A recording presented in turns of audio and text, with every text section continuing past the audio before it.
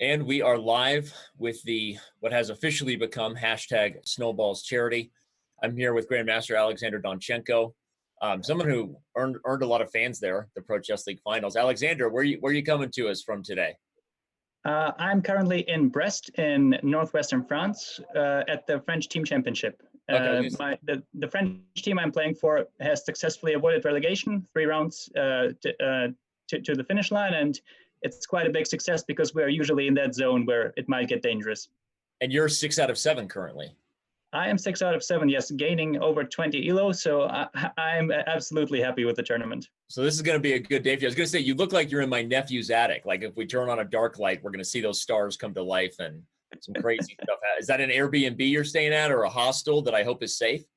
And no, it's actually a house in the middle of nowhere, literally in the middle of nowhere. There are just fields around, and we're staying with the whole team. So it is actually very enjoyable. We can play table tennis and badminton outside. It's great.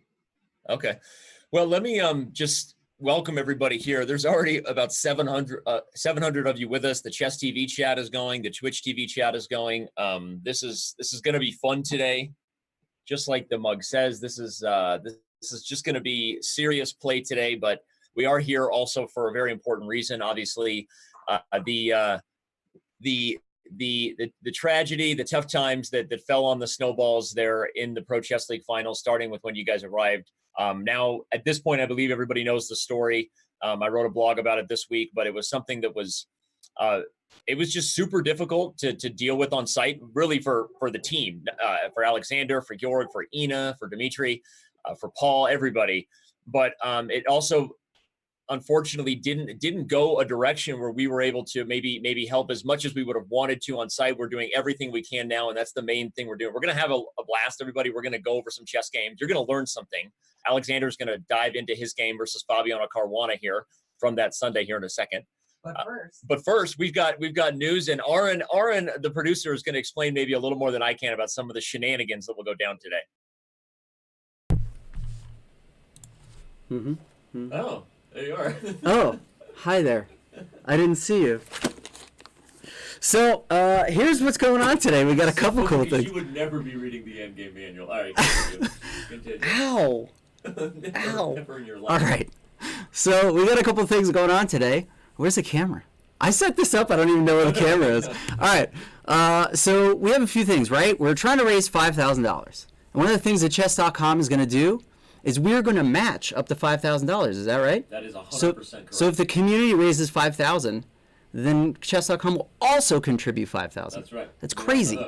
The other thing we want you to do today is every time you make a clip and you tweet it with the hashtag Snowballs Charity, Chess.com will donate another $2 per tweet. On top of the $5,000. On top. That was just added. Like we just threw a curveball to ourselves and said, well, yeah, let's do that too. Yes. Okay. All right. So along the way, the community can hit these benchmarks, which you'll see at the top of the screen, donation goals.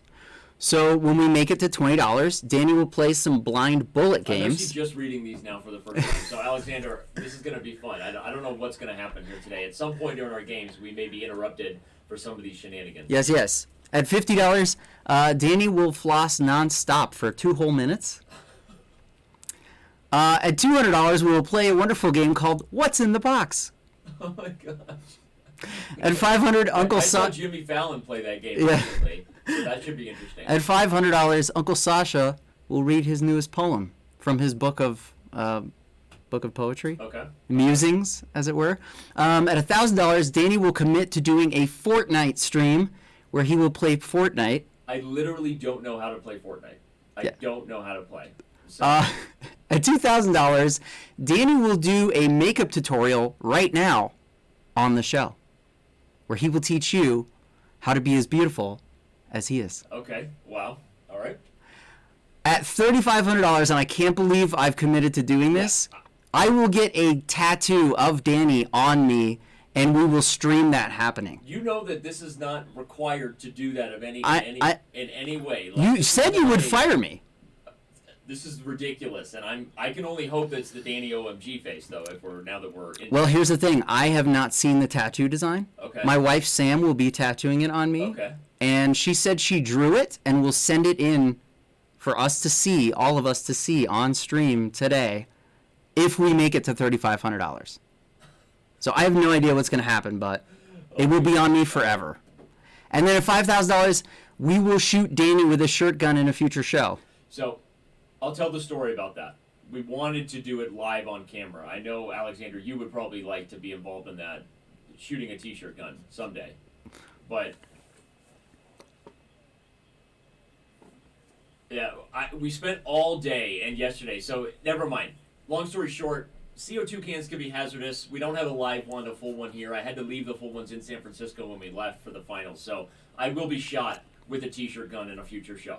And it'll be dramatic, and it'll be another great reference to all what hopefully is a great day of community support and helping raise money here for the Snowballs. So, okay, again, I don't even know what to say about half the goals you came up with. We also have a ton of prizes. Yes, and I have to explain that as well. And sorry that you couldn't hear Alexander on that last bit, but I have to make sure that one of us is muted or there's going to be a crazy echo. All right, so every 30 minutes, we will have a different pool of raffle prizes. So each dollar that you donate, and that could be either bits, so 100 bits is $1 and beyond, or a direct donation to the Streamlabs, which you could click the button down below the player, whether you're on Twitch or Chess TV. There's a donate button.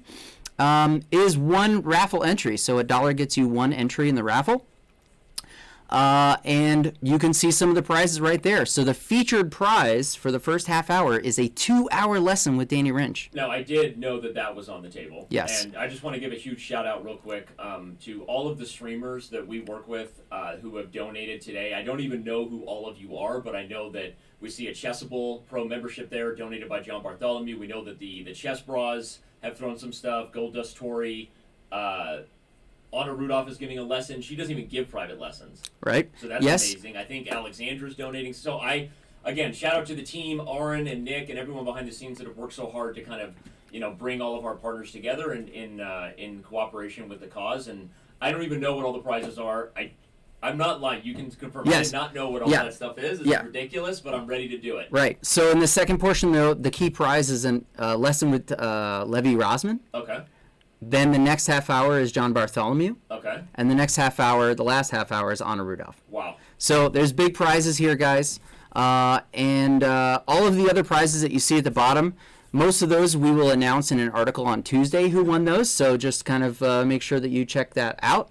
We already have $5 donations, so that's 5 tickets right there for that individual. Shout out to Max, who's the first person with 5 tickets. Shout out also to Paducah Zoo. I agree with you. Can we get a separate donation bar for people who would like me not to floss? And if we raise more for the flossing versus not flossing, then I don't have to do it. Is that possible? Well, right. the time has started for the first portion of the show. Well, again, thank you everybody for being here. This is what it's about. Alexander and I, now we're going to focus on some chess and do what he does best, much better than me, which is play high-quality chess games. I thought you were going to choose one of your victories over the Pandas because you were really the hero on Saturday from my point of view.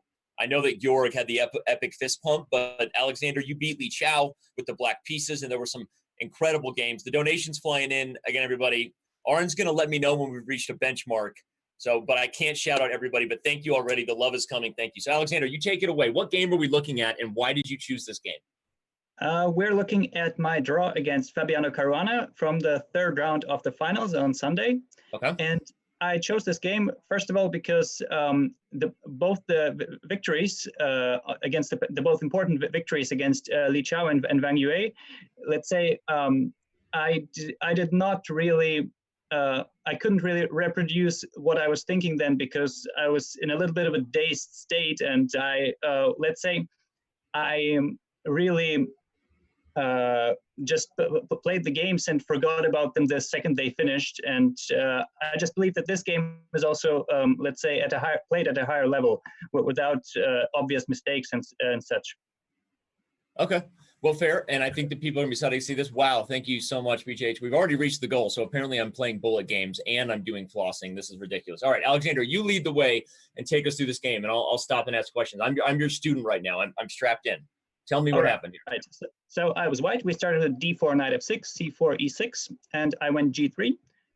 That's, let's say, my usual repertoire. I play the Catalan, and as far as I know, Fabi usually goes for the Catalan and plays some very solid lines there. But he answered this with c5. It was a rapid game, obviously, so it didn't make much sense to prepare or anything. And here, okay, it's usually so hard to be clear, this move surprised you. C5 was not something you expected from Fabiano here. Well, I knew he played it sometimes, but let's say I was happy to see it because it's quite often hard enough to get these people, the top players, out of their comfort zone. You can call them these people. You can call them these people. That's okay. No, I'm sorry. It's just usually you see the Berlin, the Queen's Gambit declined, and here we have a Benoni. It'll be a fighting game, and so I embraced the chance and I went D5. Besides, I play the Benoni as black myself, so I should know what to do and what not to do. Got it. The next moves are quite standard: ED, CD, and both sides develop their king side. I think here there are literally no deviations. At least 99% of the games go until up to this position here. Okay. And let me, I'm going to pause you just to give a little bit of context for most of our members and myself, to be totally honest. I, as someone who doesn't know these positions as well as you do, you play it for both white and black. What are some of the key differences in a Benoni where the bishop is fianchettoed versus maybe say one of the more standard aggressive Benonis where white has already established things like E4 and F4 and the bishop is developed along the more classical F1, A6 diagonal? Because this changes things positionally, right? Like what are the differences of the plans for both sides? Yes, it does. Some people think the bishop is just simply more passive here because it hits the d5 pawn, but it's of course not so simple. And in comparison to, let's say, the classical line with e4, bishop e2, knight d2, white doesn't have a center yet, which can be a bad thing, but it can also be a good thing because black has no center to hit. So white can play a slower maneuvering game sometimes again. So it's kind of like one of those Grunfeld mindsets where, yes, in a main line, if white has the pawn on e4, he has a center, but that means things like rook e8 are targeting. Even you have tactics with things like b5, where the knight on c3 gets sort of undermined and away from the center. So the fact that white doesn't have a center yet offers you a little more flexibility, you're saying? Yes, it does. Generally, it is considered that this flexibility suits black, that you can't really refute this Catalan setup with the Benoni, while the other Benoni lines, as I know from experience, are dodgy at best and sometimes can be, let's say, outright bad. Okay. Cool. So this explains why Fabiano goes c5 against g3 back here. If, let's say, I went knight f3, then I obviously didn't commit to g3 and could play any other line. So if knight f3, c5, well, this would also be more like, okay, if d5, this is a more traditional Benoni here. Yes. Or even a Blumenfeld gambit if you're into that, which I am, but okay, that's another bad opening that I play. Okay, so I got it. So we're in this position now. You've committed to the more positional and flexible Benoni. You've castled rook e8, and what were your thoughts now heading to the middle game? First of all, I played bishop f4. That's the one of the two major moves, the other one being knight d2. Okay. And I was, let's say, still booked up here because, as I said, I play these positions with black as well. And bishop f4 is kind of the modern move. Knight d2 is actually more forcing because it goes to c4 straight away and black has to do something about it. There are lines like knight d7, knight c4, knight e5, and let's say there's some early tension building up. Right. But bishop f4 is, that's, let's say, still a book move. Okay, cool. We continue. Yeah, and here black is the first major choice. Fabiano went a6, a4, h6. I believe he played this line before, but I'm not sure. And okay, here black has again many options. So a6 played. I'm just going to keep providing context. Or a6 played to play b5, typical Benoni plan. White says no, and now black plays h6, which is, in many ways, h6 is almost like a high-class waiting move for black, right? He's trying to have some flexibility in terms of how he wants to deal with the king side, right? Yes, it looks slightly mysterious because at times black wants to go knight h5, and then there's always this bishop g5 move that is a little bit annoying. And h6, obviously in the game, Fabi went g5 literally on the next move, but it can also be, let's say, played with king h7 and just waiting what white can do, and it is, let's say, again, this flexibility I mentioned earlier, it's on full display here because white has a lot of moves, but so does black, and it's difficult to catch someone really off guard. Okay, cool. So I went queen c1 here. I vaguely remembered that I should keep the d2 square free for the bishop or knight, and so again, I think I did this in a couple of seconds. There's not much to say here. G5, that's a slightly committal move, but again, King H7 is not really what you want to do, because then you just sort of fix the weakness. And I'm actually not sure. Maybe I would play A5, because you always have to watch out for stuff like knight D2, let's say. That's a move white ideally wants to make, and go to C4. But here, I would be worried about knight D2, G5, bishop E3, and rook E3. Right, so and this is a very typical sort of exchange sacrifice in the Benoni, right? Because yes, for those who don't know, black, okay, even if black doesn't immediately get things like knight G4, everybody, which that actually seems to be posing some tactical issues, it's a dark square problem that white has to deal with for a very, very long time. So if you happen to play the Benoni, or if you're not aware of this type of tactic, this is a good sort of Petrosian lesson that the initiative long-term and control over a color complex can be well worth something like a rook for the bishop. So, all right, that's cool. And by the way, this is, Robert and I were actually, during the show, you wouldn't know this, we were actually highlighting that this type of idea was something you really had to be aware of. So we were kind of looking at lines like this. Yeah. Okay. Obviously, again, I said I play the Benoni as black. I also know what to watch out for. Right. Fortunately, exactly. Yes. So after D5, this is a little bit of a fresh position for me, because this H5 plan, I don't think I ever played it. And okay, I went bishop D2. Again, the bishop has no purpose on E3, and it's just occasionally hit by knight G4 or even rook E3. He went bishop F5. He was still playing very quickly. I believe this is just the line he knows. And okay, the moves are also logical, because he wants to get a grip on the E4 square and ideally play knight E4 and not recapture with the rook. Right. And that's mainly just, you just don't want no reason to have the rook leading the way with potential tactics, right? That's kind of it. Yeah. Okay, got it. So here I went H4. Got it. Let's say I was out of book here. I was playing by myself, but since the king side is weakened, it makes sense to weaken it even further. And H4, G4 definitely gives me some squares. Most importantly, F4. And after knight E1, I'm rerouting the knight to maybe C2, E3, or maybe D3, F4. Anyway, let's say my plan is very straightforward. I just have to occupy the important squares on the king side, and I should be fighting for an advantage. So give us a little bit of insight now. We've come. I think we've done a pretty good job explaining the plans up to this point, and fans can now see that you were obviously very comfortable. Fabiano was playing fast, but the position is very double-edged, and as you just highlighted, there's already openings that black can never take back on the king side, and you have some very clear plans. So what was your confidence level like at this point? I mean, playing Fabiano's position, like take us inside your head. What was the psychology here? Snowballs, bishops. You're going to beat Fabiano. How are you feeling? Now here, actually, the match score was already quite desperate at this point. I think we were down. So you had to win this game. You kind of felt that way. You were like, okay, I need to win this game, and this is a good chance. Possibly, but I also felt like I can really play this game without any pressure, because if we're down like one game, then I'm very sure that this game really matters. Oh, okay, I see what you're saying. Strangely, I could almost play just for myself, and it helped me. It really did, because here I was quite confident that I know that this H6G5 it's not the main line, so I suppose white has at least one try for an advantage, maybe even more, and the moves I played were very logical.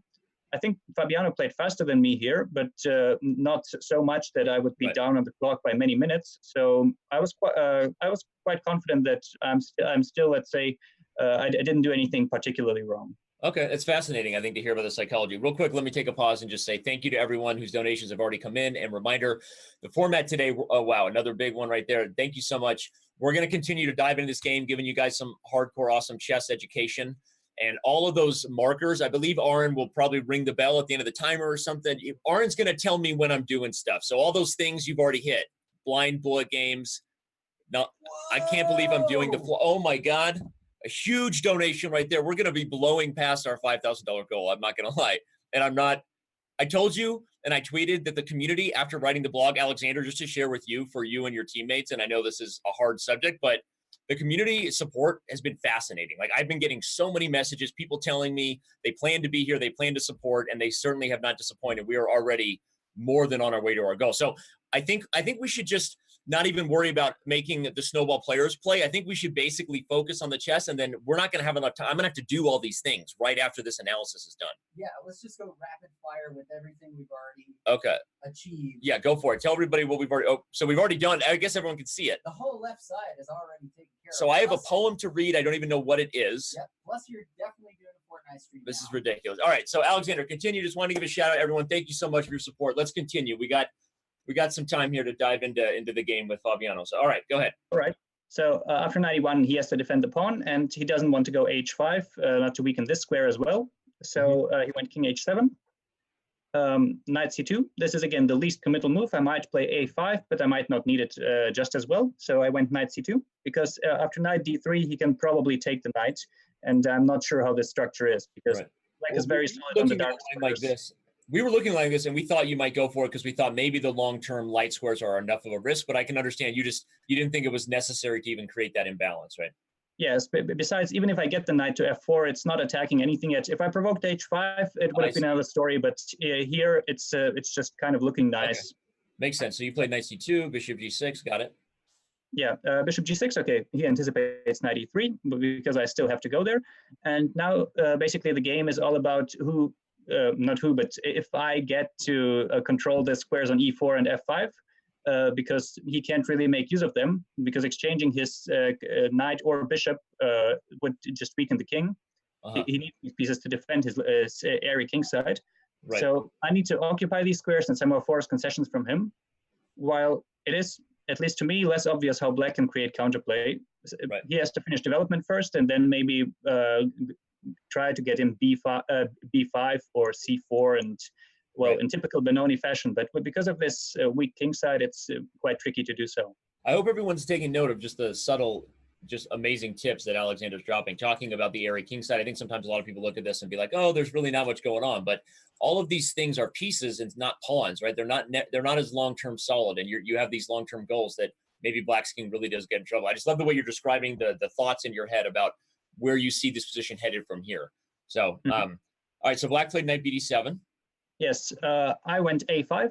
Again, I was playing reasonably fast here because the moves just come very naturally. I simply prevent any, let's say, b5 lever, let's under good circumstances. So he would have to break his pawn structure. Okay. And I also free up this square here for the rook, which will come in handy later. I love that idea.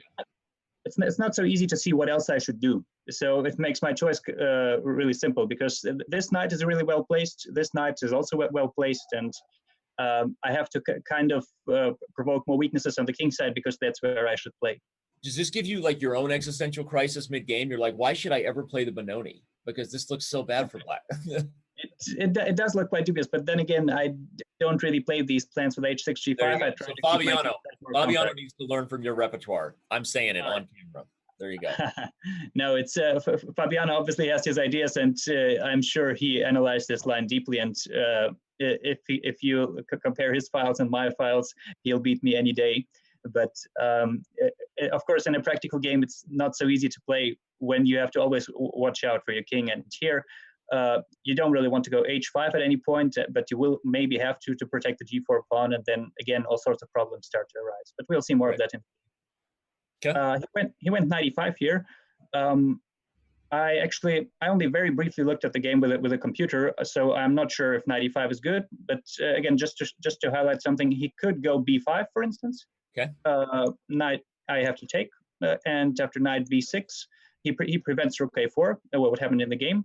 But on the other hand, he broke his pawn structure apart, and now it's not really obvious where the black counterplay is coming from, because d5 is well protected, c4 is also covered, but maybe he should still have done this, because I can't really see how I'm improving my pieces right now. So possibly I go awkward, right? You wish maybe you could have doubled on the a file, like slowly, rook a3, queen a1. Maybe that's an idea, right? It's but I see possibly, yes, but then again, my queen is in the way, and most of all, my bishop is in the way. So I need to let's say find. And you can't access this spot for it. Maybe I'll even go rook d1 and put the bishop on e1. So interesting. Okay, got it. but I believe that would have been a more conventional try, but probably he wants to go for the double-edged positions because maybe he feels he's compelled to win, or maybe he just believes that knight e5 is the way to go, which is entirely possible again. Got it. Okay. So, and he was playing well that weekend too, we know. So maybe he was just like, I'm going to go for it, right?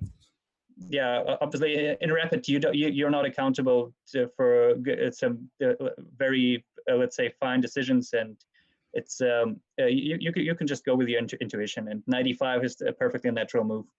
But Cool. here Okay. again, we see that this flexible setup, white doesn't have a center yet, it doesn't leave any holes. F3 is covered, D3 is covered, and the knight, it doesn't really have any targets yet. You've sold me on the G3 variation, so I'm loving it. No, it's not always that you get to play such easy moves, because my moves here are really easy. They're also strong, but it's Right. not that I have to make hard decisions yet. Right, got it. Come later. I went rook a4 here. Okay, I keep the pressure up on the g4 pawn and hope to force h5. And also, I just improve my rook. It can. There is also another purpose. The rook might go to f4 in the future and assist some knight f5 or even some kingside attack. But generally, it's just a useful move. Okay. As long as I have non-committally useful moves, it's I just play them and see what he does. And here he went h5. I don't know. I personally don't really like playing h5 here, at least without any strict need. Maybe he should go rook c8 or play another non-committal move. And explain why you feel like h5 is. I mean, I know we're talking about the number 2 player in the world, but go ahead and give your criticism. We saw h5 and we thought, yes, it's permanently weakening the dark squares, but it also opens up the h6 square. I remember looking at the game live with Robert and, really feeling like it was getting messy, but maybe you would have winning chances here in some crazy lines where you could go after this h5 pawn, maybe even with your ideas of sliding over. Yeah, it does clear the square on h6 for the bishop, but his bishop is in general quite good already, while my bishop on d2 is really the worst piece by far that I have, and okay. it gets a potential good square on g5, because on f4 it would have nothing to do even if I could get it there. And okay, it's all very long term. I don't have any forcing idea here, but h5 doesn't really help him unless he needs to defend the g4 pawn, which he does not have to yet. So maybe it's a rook c8 with the idea of c4 was more appropriate. Okay. I'm going to make a note. I'm trying to save this analysis. I'm saving your analysis for my own. Yeah. Okay. No, this is just these are just my thoughts unchecked with the engine. So, but I don't think actually that That's I'm what missing. We want. We just want your thoughts. Yeah, because there are no forcing lines here yet, and it's just about playing the useful moves and getting to good score. Okay, got it. So after h5, what did I do? I went knight e4, and this is another drawback, that he played the knight to e5 and didn't cover the e4 square. That now I get to exchange some pieces at least, and both these pieces, they are absolutely vital to defending the king and defending this square, and all of these squares, they're becoming quite weak now, because you can't really allow a knight to g5. And okay, worst case, I'll swap off the knights myself. And then now suddenly my bishop gets a very good square on c3. And all my pieces really get into play. Before that, if I can't go knight e4, then the bishop is still stuck here. And now, again, he has to do something special. Otherwise, I have an easy 2-3 next moves. Okay. It's fascinating. I mean, honestly, like, I wish I didn't know the ending of the game, because I'm on the edge of my seat. Like, you're going to win. You're going to win. I'm like, now we'll get to that. All right. So he took knight e4, bishop e4. And okay, now this bishop on g6, he doesn't really want to exchange it. So he's keeping it there, playing queen d7, sort of inviting me to take, which would be a mistake, because he will take with the g pawn, with the f pawn to g6 to cover the f5 square. And suddenly he has the half open f file, and all his pieces again have good squares. He can go with the rook to f8, the other to e8, and it's not clear what I'm aiming at. Wow. Thank you so much. Everything coming. And you've got that classic situation where the knight is a diagonal away from its favorite square, right? It's just never going to get there. So. But, yes, and the ideal square for it is f5, but now it's obviously too well covered to even dream of getting there. Amazing. So all right. This is something I should avoid. Okay, my rook is hanging, so my choices are limited, and I played queen c2, which aside from defending the rook, it also hits the f5 square again, so I can occupy it in the future. And this would actually crown my strategy, so to speak, to occupy the f5 square and force some more concessions, or just keep him passive there. So I was actually very happy at this point, because black still has no counterplay whatsoever, as far as I can see. And he really has to watch out for his light squares. ChessBase just donated. I know. 100,000. I know, and I didn't realize. I saw ChessBase's name, and I went like this, and then I realized the amount, and I was like, oh my gosh, we're gonna reach our goal. I don't even know where we're gonna get. Shout out to the subscriber too, but the donations are what matters today. Oh my God, thank you, ChessBase. Thank you, everybody. We've had some massive donations, and we're not even a half an hour into the stream yet. You see that timer counting down, everybody, is when we're gonna get to parts where I start doing stuff that I didn't know I was signed up for. Classic Arn, right? So you have 7.5 minutes remaining. All right, so here we go. Let's keep going. Got it. So Queen C2. I'm on the edge of my seat. We're learning. Yeah, he played Rook A8, which, as I said, maybe he should have played earlier. Still, there's the C4 idea on the table, even as a pawn sacrifice. So here, I think I started to slightly lose my way. I played Bishop F5, which looks extremely tempting, because I would love him to take, and then I would take with the queen or knight. It doesn't matter. And as soon as the knight gets to F5, I think black's position is close to lost. But obviously he doesn't have to take, because my bishop is as pinned as is his. So I think instead of bishop F5, knight F5 was the way to go. Okay. And what do you think would have happened? He definitely can't afford to take now, because he loses the queen, and probably even later, because he would not hold the light squares at all, even if all the pieces weren't hanging. So let's say with this knight on F5, I'm not sure. Maybe he will go. So he can't play the move in the game, because you would have had moves like knight takes d6. That's one of the bonuses of knight f5, right? But let's say he plays a move like nothing, or even protects d6, d8, for example. Maybe he should move his bishop out of the way, because I can definitely consider, let's say, taking on g7 and playing bishop c3. Maybe h8 is a better square. I thought f8 maybe because it guarded d6 and allows queen b5. If you play passively in the Benoni, you already admit that something has massively gone wrong. Right. I mean, that's the story of my life, that massively admitting things have gone wrong. But I hear you. Okay, so bishop h8, yeah. Got it. And now I just keep up the pressure with something like bishop c3. But, the position would remain a one-way street for you, right? It's a relationship where you have all the benefits here with Fabiano. Unfortunately, in the Benoni, you always have to watch out, because here he will probably play c4, maybe even here. And okay, unless I have bishop b4 directly targeting d6, which maybe I have, so he has to wait again for a better chance. Maybe play king g8, or it doesn't matter, any waiting move, and I have to come up with a plan, because I established a knight on f5. It looks beautiful, so let me ask you, and I know we're getting lower on time before things are done, but why can't you then, in this position, now that you would have established, let's say, the grip of these critical squares that we've been fighting for the last few moves, the rook is still in a position to swing to the king side if need be. When, if ever, in these kind of Benonis, are you going to start considering moves like f3? Like, when is it time to start exposing the black king for all the nakedness that he could be here? I mean, why not something like f3 then? Teach me here. I don't know why you can't at this point. Just when his structure arose, back when he played g4, I considered, should I ever play f3 or not? Okay. And I decided that, let's say, after gf, I have to probably take back with the pawn. And then I have, as far as I can see, no really useful pawn lever on the king side, unless I can prepare g4, for which I would need many moves. But I was going to say, like, why isn't g4 coming? And this is how I would lose this game, full disclosure, okay? But why isn't g4 coming? Because of g4 is controlled twice at the moment. No, I know that, but I'm thinking that if takes everything and the position opens up, I mean, the opportunities to take here and swing, it just feels like white's pieces are coming so quickly to the king side, no? It is actually quite possible that my position is already that good. But the thing is, if it is not that good yet, then I'm just offering myself on a silver plate to move like c4, cutting off the rook, and black will play knight d3, sacrifice whatever it takes to open the position, because suddenly my king is open now.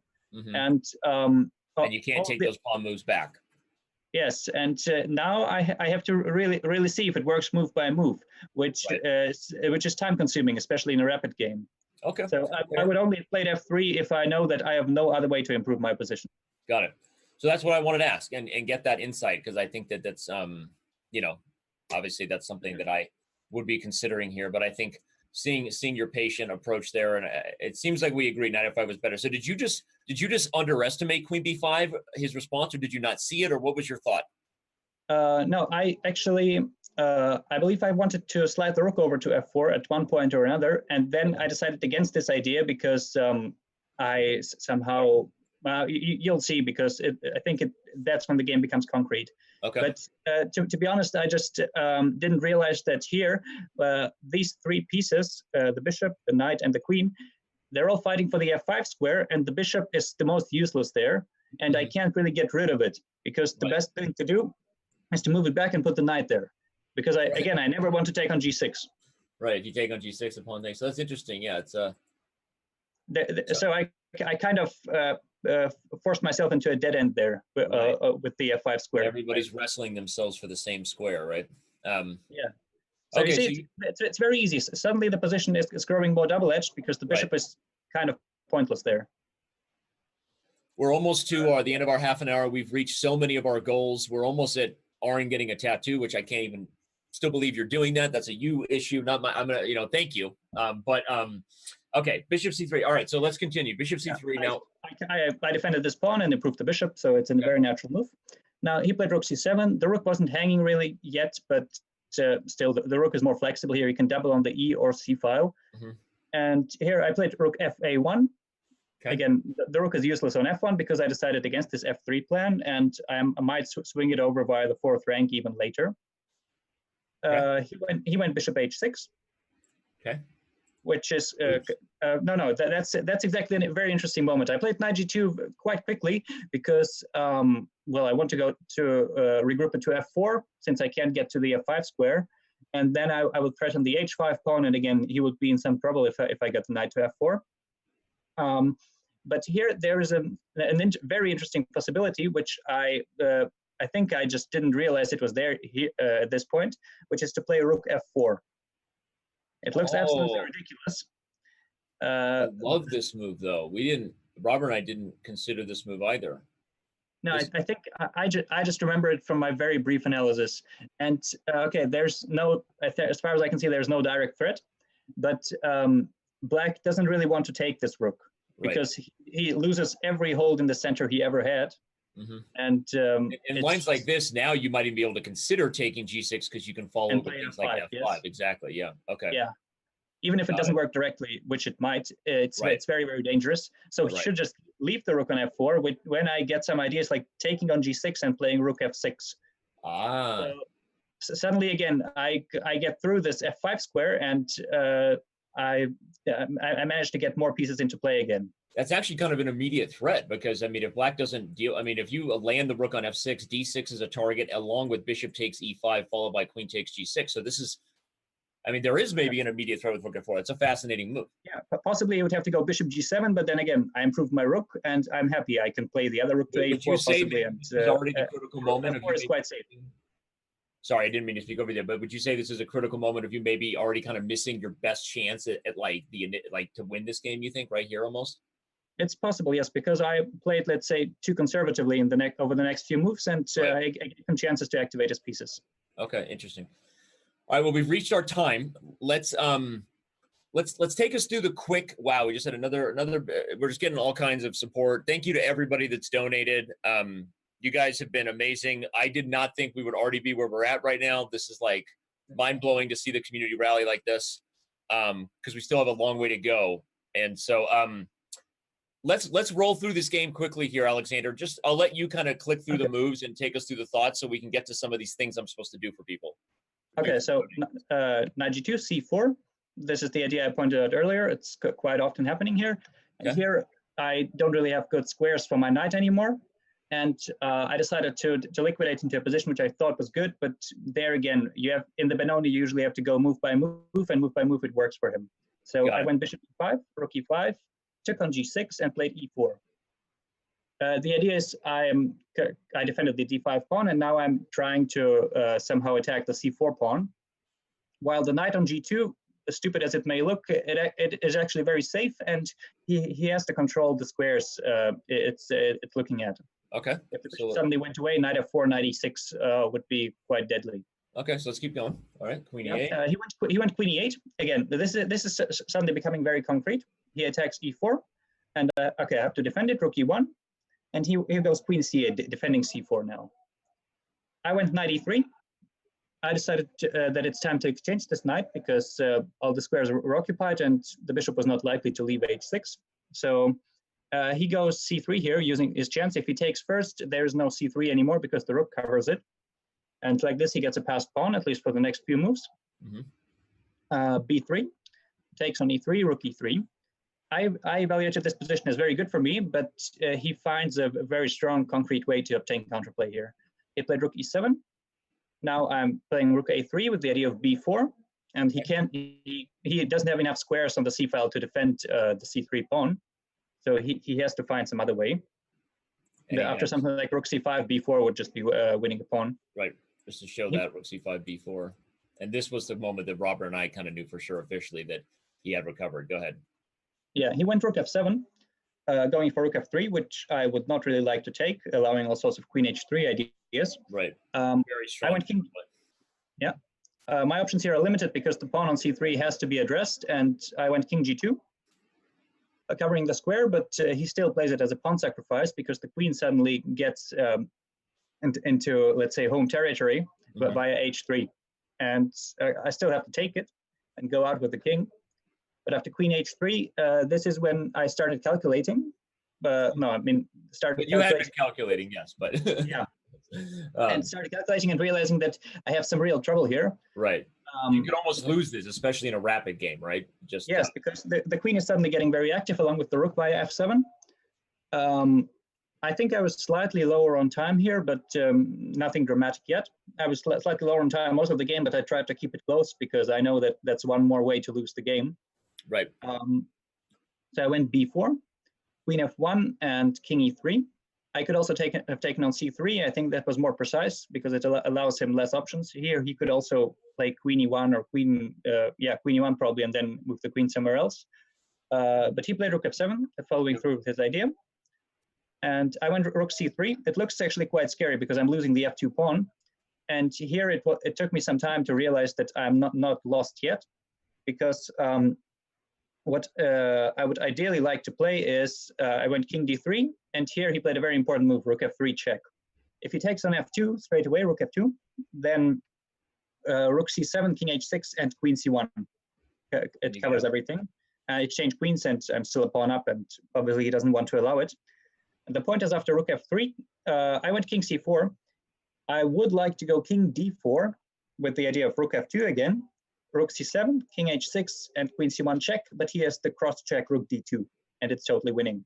This is what I initially missed when my king was on f3, and I was deciding how to defend. So I was very lucky that it's not dead yet. Okay, well, let me finish through. So because after he wins f2 here, the play seems more relatively forcing. I think at this point, maybe he was even settling on the draw. Or you don't think so? I guess he went rook e2. He was still trying to win and expose your open king. I think he was definitely trying to win. And I think that after king b3, rook e4, queen c2, he should just go, let's say, rook e7 and keep pressing with the safer king, because it's quite tricky to play this position. So really, this is where he blundered with rook e5, and then you got the queens off the board. And now we were in a draw territory. So, all right, I'm going to bring it to a close only in the interest of everything we need to get to, Alexander. This was I'm sorry. I just want to mention one more thing, because the rook ending is drawn. It was drawn except for one move. After I lost a pawn, but he has to put his rook passively here. And after that's what I remember. You were winning. Yeah. Oh, that's right. Oh, it was painful. B6 here, probably just a slip of the hand. It's very easy to make such moves in a blitz mode. And here I had a very unexpected chance to win the game outright with rook b7. Yeah. And I remember, and again, I saw this during the show, and I was freaking out, and I thought that I thought it was, it was more Donchenko hero time. Not that it wasn't great hero time all weekend, especially on Saturday. I remember seeing rook b7. It was just totally unexpected, and in all the pawn endings, I'm totally winning, and otherwise he has to give up. Let me show everybody the line. The main point here, everybody, is why b6 is such a huge blunder. Almost any other move here for black is still fine, but b6 creates this unique opportunity where white can pin the pawn to the rook, because taking here you trade, and there's no way that white doesn't end up with an outside pass pawn. If you play this way, white takes, and the B pawn is just too fast. And of course, if you just take back straight up, then white captures and the A pawn runs. So really, there were two moments, I guess, that defined this game. And perhaps earlier, it was the most aggressive opportunity you had instead of playing the move knight to G2, right? Playing the move rook F4, as we discussed. And I'll just show that position right here was a super critical and instructive idea for all the fans that have been with us this whole time. Rook F4 would have been a really great exchange sack. And then finally here at the end, spotting the move rook B7. And you would have been telling stories by the time you beat Fabiano Caruana at the Pro Chess League, but you still drew Fabiano, which not many people can do. Alexander, real quick, so we're gonna bring your game here to a close, and just say that I really, first of all, this was awesome to see the insights here. I'm super frustrated that you didn't find Rook B7. Not in you. I'm not disappointed in you. I'm just it was there. Don't shake your head. I didn't mean it like that, Oren. I'm not disappointed. I was rooting for him to get the win. That was all. No, it's okay. I mean, it's a random chance, and you often miss random chances. If you're Totally. playing for a chance and then finally get it, you realize it. But here it was just out of the blue. Right. It's a good way to put it, right? When you're playing for tricks, you see them when they're there. When you didn't think there was going to be a trick at all, it's easier to miss it, right? I was just playing to secure a draw, so. Right. Well, either way, it was a really instructive game. If you're just joining us, everybody, you can see we've already raised nearly $2,800. And I have a lot of things I need to get to because we promised you some craziness. So I'm going to say goodbye to Alexander so that I can get to some of these shenanigans. Alexander, just real quick, just thank you for doing this. We know that it's been a hard few weeks and that your first trip to the States didn't go as well as you thought, but anything to say before you go to the community, just, for their support? And obviously the day is still young, and what you're looking forward to next year in the next in your chess career, just to say goodbye here to everyone. Okay, yeah, sure. First of all, huge thanks to everyone who has donated, who is watching, who is supporting us here, because I honestly have to say I didn't really experience anything like this before.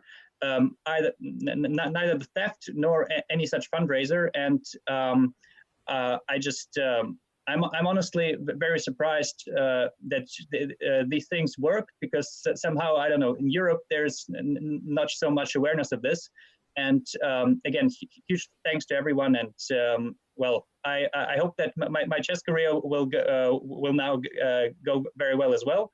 I'm playing at the French Team Championship, as Danny said, and I'm doing very well. So let's hope it continues this way. Thank you so much, Alexander. Enjoy the rest of the event there, and good luck on 6 of 7. Keep at it, and we will obviously update you and the team with how much we raised here today. Thank you again for being here and showing us this game. Thank you. All right, well, as we say goodbye to Alexander, thank you to all of you who've been patiently waiting for me to get to some of this stuff. And this has been, honestly, I would have liked to have sat there and just kept diving into the details, because I was really learning a lot. I'm going to save this PGN because that's what I do. I save analysis that other people do that's good, because none of my analysis is good. And I'm ready to rock. What am I doing for you? Stop giving me that look. What do you want me to do for you? Here we go. Bullet games. I'm playing blindfold bullet. All right. No.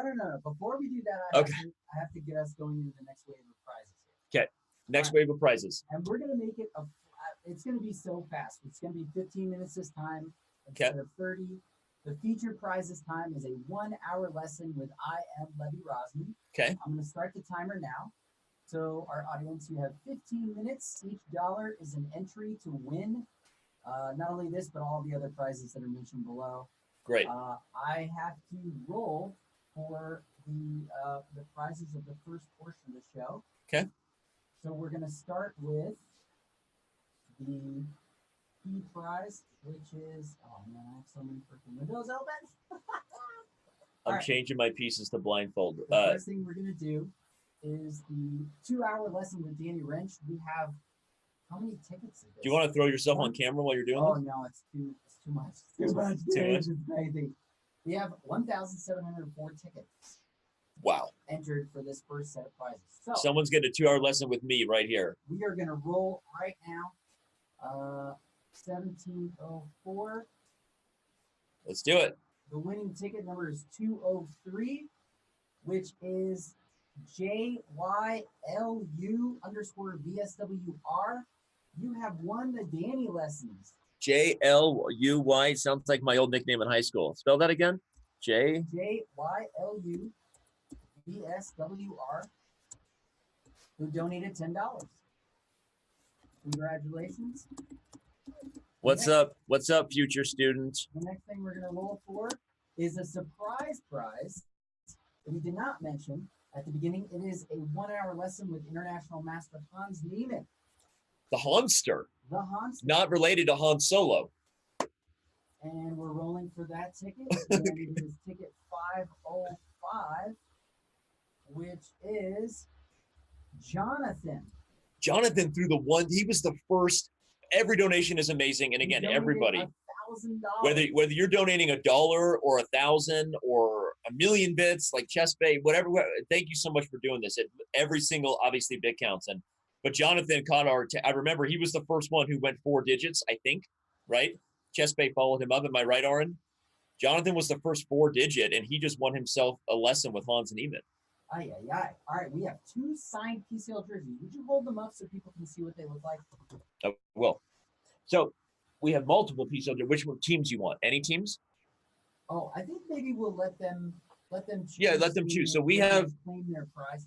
Here's an Eagles jersey signed by all of the teammates. And so everybody who played in the PCL finals is also contributing toward this fundraiser, by the way. These signed jerseys by our teams have them doing that. This is a Snowballs one, again, signed by all the Snowballs.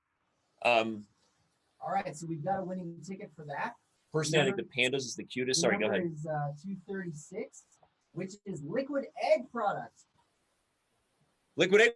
Oh, we know that guy. What's up? A signed PCL jersey. Signed PCL jersey. Pick the team of your choice. And let's see, we're doing a second jersey here, and I'm looking at the number, which is 389, and that is Hoff Believer. Hey. It's the second one.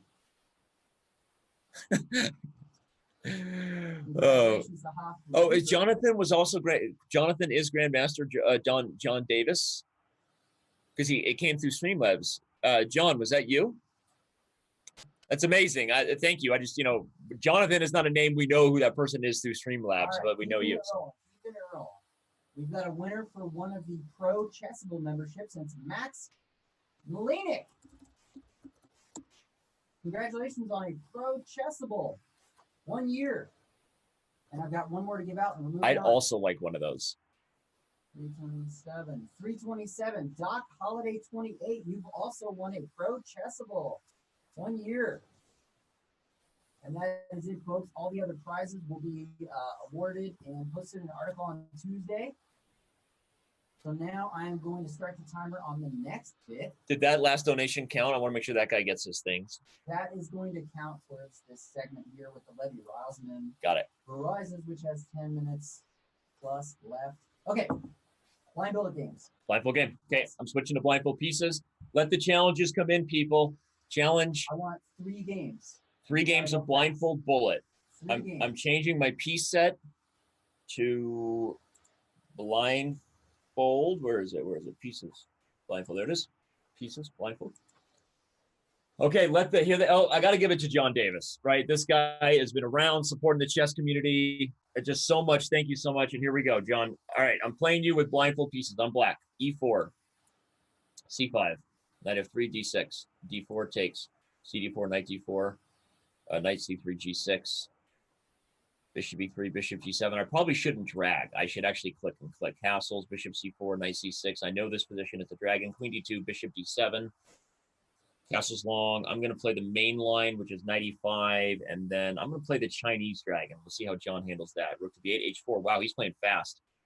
It's bullet, so that's the problem. I just realized I'm playing blindfold bullet. What am I doing? Knight C4. If he takes, I pre-move back. Takes. He did it. G4. Okay, but now I have queen A5. This is mainline Chinese dragon stuff. I'm threatening queen to B4. I have to remember the position. Bishop H6. Am I taking? No, bishop H6. I'm playing queen B4 right away. A3 prevents it, but I have ideas of rook takes B2 and check. I'm going to back this lady up to queen to B6, see how he deals. Rook D to G1. I have queen takes B2. The attack is on. He's running. E5. Hit the knight. I don't even know if that's the best. That may not be the best. He goes to A4, but I can take A3 with the queen. I'm threatening rook to B1. The problem is I'm going to have to mate him with no time. What time? 25, 22. I don't have time. Knight takes e6. Me too. d5. I literally have no time here. This is Rabunkadunk. I'm winning on the spot. Everyone knows it. But John, this is what we signed up for. This is what the people. Why am I playing rated blindfold? Rook takes e6. His queen's hanging. So is his everything. Rook takes c3. Rook takes a7. Rook takes c2. Bring the other rook in. I'm mating him, but I don't have time. King d3. Rook b2. I don't. Ah! Why would you guys make me do that? Oh, I won't cheat, but I could have seen the board there. I know, but you weren't looking at I didn't know that I could cheat. All right, next game. I won't do it. Okay. Thank you, John, for humiliating me. Go. Why am I know you're yelling at me, but this is a moment. I'm having a moment. Okay. I'm not going to play a 2200 at blindfold bullet. Go bleep yourself. I'm sorry, but no. Okay, I'll play this. It's all going to be rated. Maybe I should play a 2100. At least I won't lose many rating points. I'm going to play E.O. Ghoul because I know that guy has been a huge supporter of the chess community, donating. He's playing the French, that dirty dog. He's going to beat me with the French. This is like the cruelest thing you could ever do to a man who knows how to play the French but needs time. Okay, blind. I'm not looking at anything. Don't worry, everybody. Don't even worry about it. I wouldn't even ever do that, but I'm really frustrated that. Oh wait, he already moved. Okay, bishop d3. What is the position? Bishop d3, knight d5, bishop c5. He goes back. He's trying to avoid tricks, castles. Queen e2. I'm going to put the rook on d1. Bishop d7, rook d1. I want to play 95. He plays queen e7, 95. I want to play bishop g5. I can do that, right? Yeah. There's no way. Okay, h6. I don't care. I back that thing up. Wait, g6? What? No, that's a horrible move. I got him now. He's totally busted. h4. f6 is falling. h6 is falling. Bishop d4. No, thank you. Get out of my house. c3. You can't go to e5 because f6 is under target, right? I've got multiple pieces on f6. If you back g5, now I can take h6 with check, and then bishop takes g5. He's completely lost. His king's on g7. Bishop takes f2. Rook takes f2. He's got nothing. He's on tilt. King's on g7. Rook h8. I win the queen. Bishop takes, and then rook takes. Bring the knight back to g4 with check. Where's my other rook? It's on rook f1, king g7, knight g4, bishop e8. Queen e5. He has to be completely mated here. f6. I have knight takes f6. Yes, I won a blindfold bullet game. I won a blindfold bullet game. E.O. Ghoul. You could have flagged me. I don't know if I would have been able to mate you in 12 seconds. That was the fun. That was literally the position I had in my head. Guys, I'm coming back. All right, Denver open. Go. No, kidding. All right. Stop yelling at me, Oren. Okay. I'll go with Tolstrom. I don't know. I feel like that's a name I've seen donate. Anybody, this isn't just about donations, but I am trying to obviously to support the people that have been supporting the cause. The only reason I would subject myself to such misery of blindfold bullet. Okay, it's okay, bishop g4. I'm going to take. This is a Carol Khan. Queen b3. Bishop takes, pawn take. This is all theory. Knight b6, d5. The bishop comes out to b5 with check. I take with the queen. Ooh, he played knight d7. That's wrong. Queen a4. Knight takes b5. I will take. Okay, there's bishop to f4 ideas coming. No, I have to go knight g4 first. Rook c8. Bishop f4. This is not a good line for black, but I don't remember what I'm supposed to do. I don't know what I'm doing anymore. Oh, I blundered. Rook and queen 1. Bishop 25. Bishop g3. Gonna take, but I have rook e7. I have some outside weird counterplay. Bishop 6. I just win the knight. What is he doing? Rook takes d7. Should I take him with the queen? Darn it! Is my rook actually pinned there? That's bananas. e5. Ooh, no. Now I'll take. Rook f takes d8. Wait, he let me keep my queen? Oh, I thought he could have done a million other things. Rook g7. How am I going to queen the pawn? Queen takes b5. I have to figure out a way to queen this d6 pawn. h5, d7. I have bishop coming to c7. He's completely busted. Rook a7. Queen b8. No, what am I doing? Oh, only 9 seconds. Okay, a4. hxg3, hxg3, a5, a6. I'm just going to pre-move it out.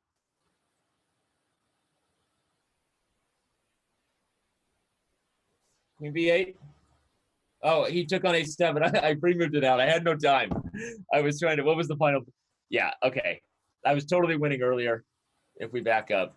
I can't back up on that. You guys can't see the pieces. Okay, yeah, obviously I won the queen. But after b5, rook d8, you should have just taken the queen, and then the position's fine for black. So anyway. Time to move on. Time to move on. Whoa, I'm back on scene. What's next? Before we get to the flossing, I have one announcement to make. Do I really have to floss for 2 minutes? I'm gonna come over here so that the mic can hear it a little bit better. The Mechanics Institute has contacted us and would like to donate $500 to the Snowballs. They were part of one of the greatest events ever at the Mechanics. Wow. And everyone was a pleasure to have on site. And thank you so much, Mechanics Institute. Thank you so much, Mechanics. And the Snowballs showed up and played, even like they came right from the embassy, everybody. They literally got robbed. We were helping them. They went to the consulate embassy. They were doing everything they could to get identification to travel home. And then they came and played at the Mechanics Institute event despite all of that. It was amazing. Right. Headphones off, standing up. I can't floss for 2 minutes. For 2 minutes without stopping. Ready? You have to at least teach me then. No. All right, time started. Okay. This is ridiculous. You want to go a little faster. How am I supposed to do? Okay. I only have hips that move white. I got white guy hips, as they say. What? Do you need music? I don't know. Can I just? That's not flossing. I know. Sorry. Just my club days are taking over. Back when me and the Chess Bros used to go clubbing, like we would just be like, bump, bump, bump, bump. Me and the Chess Bros going clubbing. Flossing. Oh my God. Guess how long it's been, Danny? This is ridiculous. I think people would like, that I can moonwalk. Look at this.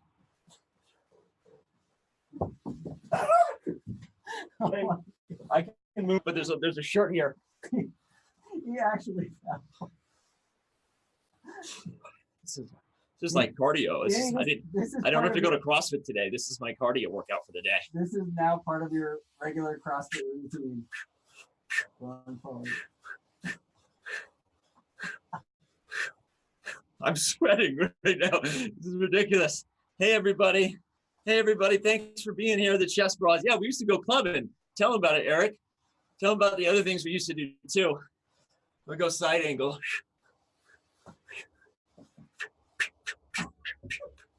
30 seconds. This is just a crazy workout. That's all this is. All right, power. This is the part where you power through it. You really do it fast. Power through it, Danny. Go. Go. CrossFit style. You got this. Rep. 9 seconds. 9 seconds. I can do it. I can do it. I can do it. I can do it.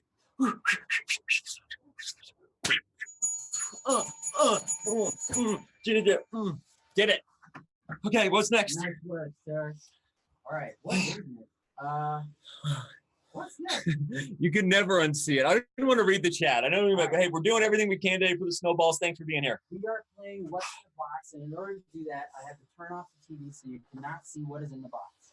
This is ridiculous. So you're trying to make it so they can see what's in the box? Yes. All right. So hands here? No, it's gonna be right here. You gotta take your laptop. Okay, we can close it. Nick's not saying anything important anyway. Take that, Nick.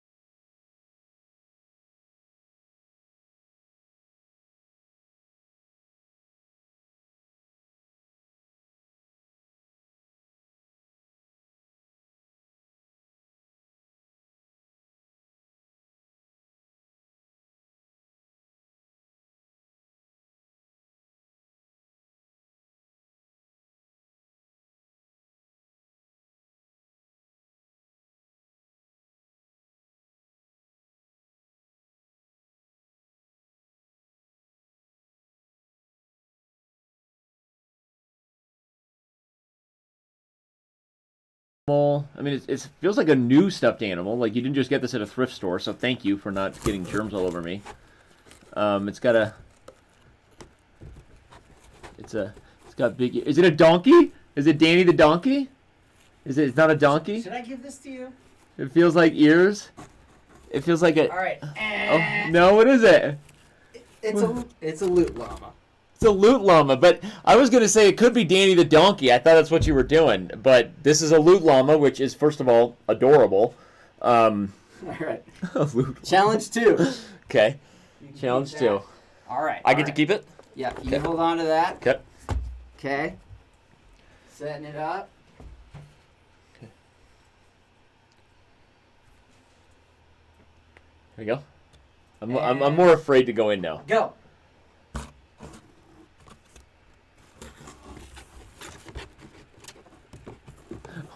That felt a little weird at first. Thank God you didn't do any live animals. We don't have the budget for that. Okay, this is definitely a lizard. Like a Beanie Baby lizard, but it's scaly, so it's not exactly like a fuzz. And ooh, that was a little spiky. What is this? This is a hat? Up. A lizard with a hat. Time's up. A wizard. A lizard with a hat makes a lizard wizard. Did I get it? I did it? A lizard wizard? It's a wizard. I did it! A wizard! A wizard! A lizard with a hat makes a wizard. Oh my God, my brain is working. I love it. Wow. Okay. Wow. All right, last one. Okay. Close the eyes. We're gonna. This is gonna be a real challenge here. Yeah? Okay. No looking. Okay. Okay. Okay. 1 second. All right, 20 seconds. Go. Ooh. It's already got things. Whoa.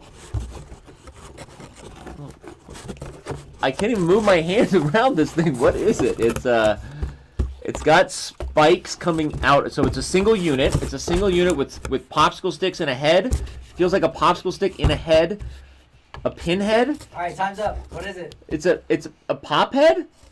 A popsicle head? What is it? It's a porcupop. A porcupop. Okay. Danny, you should have known that. You made that in 2nd grade. Yeah, right. Which I probably did. I didn't make that one, but I probably did. All right, well, this has been fascinating. I don't know where you got these ideas, but... All right, 1 out of 3 is... I mean, I'll take that. That's like... You did well. Professional baseball players bat 3 out of 10. I mean, so in a way, I'm a professional box All right, there's your porcupop. You get to keep that. All right, here we go. All right, I believe we've got to move on. I believe we have to move on. This is ridiculous. Okay, I have now a full array of props in front of me. I'm going to reopen the computers. That way, in case Nick needs to say anything to me, we don't want Nick to feel ignored. Okay. Okay. Shout out to everyone who's still here. We have officially raised. What have we raised? $2,961. Almost $3,000. Well, it does include the 1,000 bits. I feel a little. If you look at that, we're a little. It's great though. We're a little. All right. Okay. If you like the crookedness, we're good. This is kind of a tilted shot. All right. Let's do it. Okay. So obviously, Danny is also committed to a Fortnite stream. That's right. Where's Uncle Sasha's hat? So, Uncle Sasha's hat is in our prop in our clothes area. We're still getting subscriptions as well. Thank you for subscribing, but also remember today is about donations. So if you give me a second, apparently Uncle Sasha's coming on the show. And hold on. I haven't forever.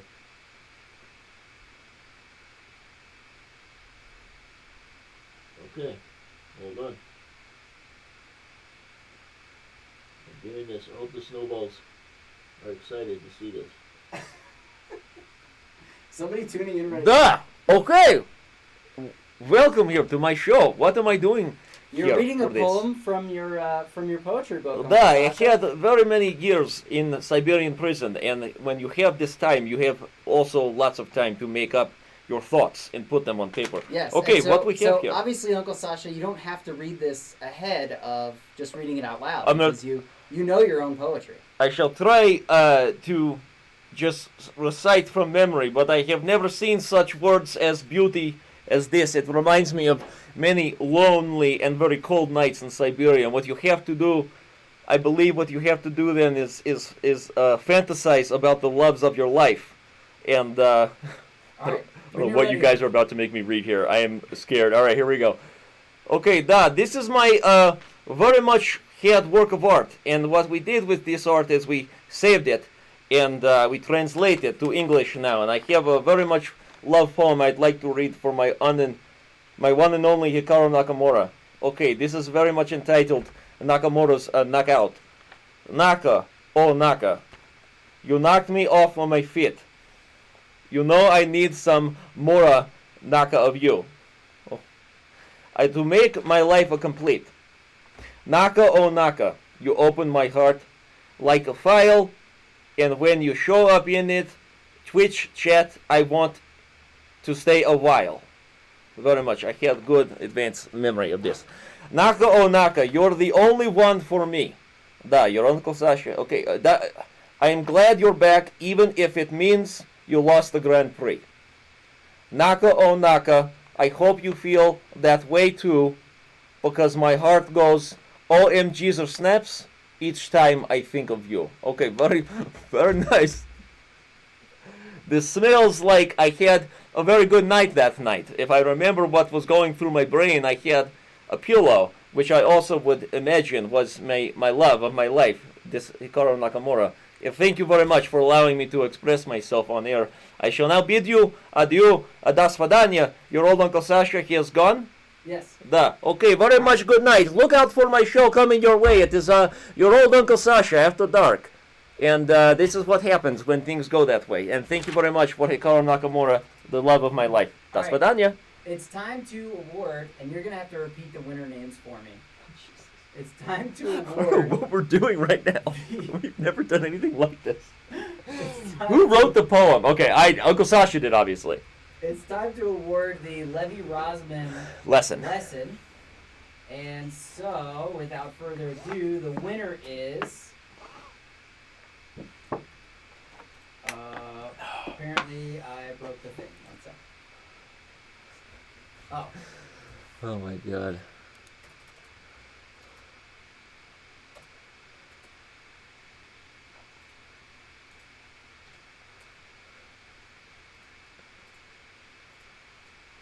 Alright. Winner is ticket 198, which is Plica, P-L-I-C-A. Yay! Plica! Congratulations, Plica. We're also going to do 2 more signed jerseys. Cut. And ticket 169 is KNVS back. That's your jersey right there. KNVS back.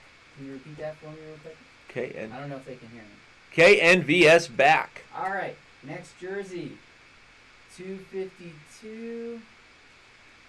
Corvus Liberatus. Another jersey Corvus winner. Is that a real name? Corvus Liberatus. Corvus Liberatus. And we have 1 Chessable Pro left. Chessable Pro. And that one is going to... Gotta keep rolling. We're rolling a lot of the same numbers again and again. We just crossed 3,000, by the way. Oh my god. You're about to get a tattoo of me on your body. I hope that's sinking in. The winner is Eddie. Eddie! Pro Chessable. Eddie! What's up, Eddie? I don't know, Eddie. Maybe we're friends. Alright, that is the end of Wave 2. We're going to start Wave 3. Okay. And as soon as I make a template for it, LOL. Thank you.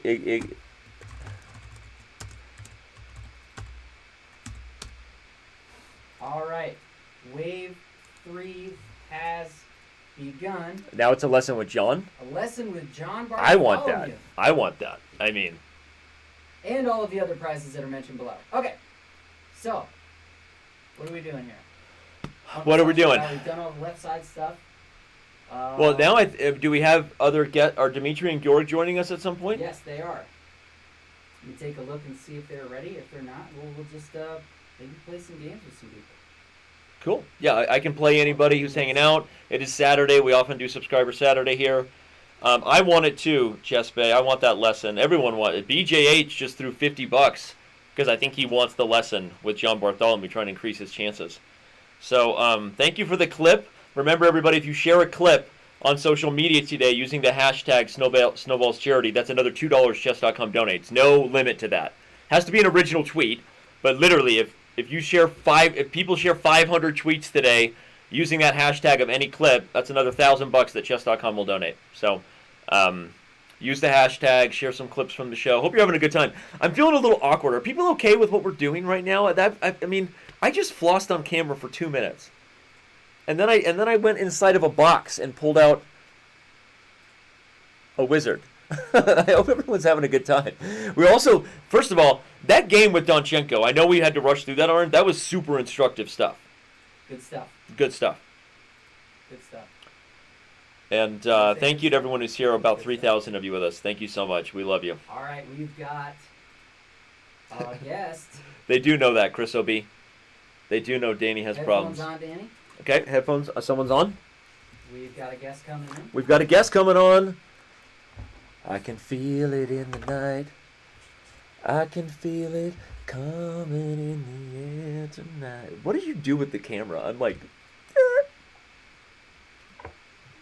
All right, Dmitri, can you hear us?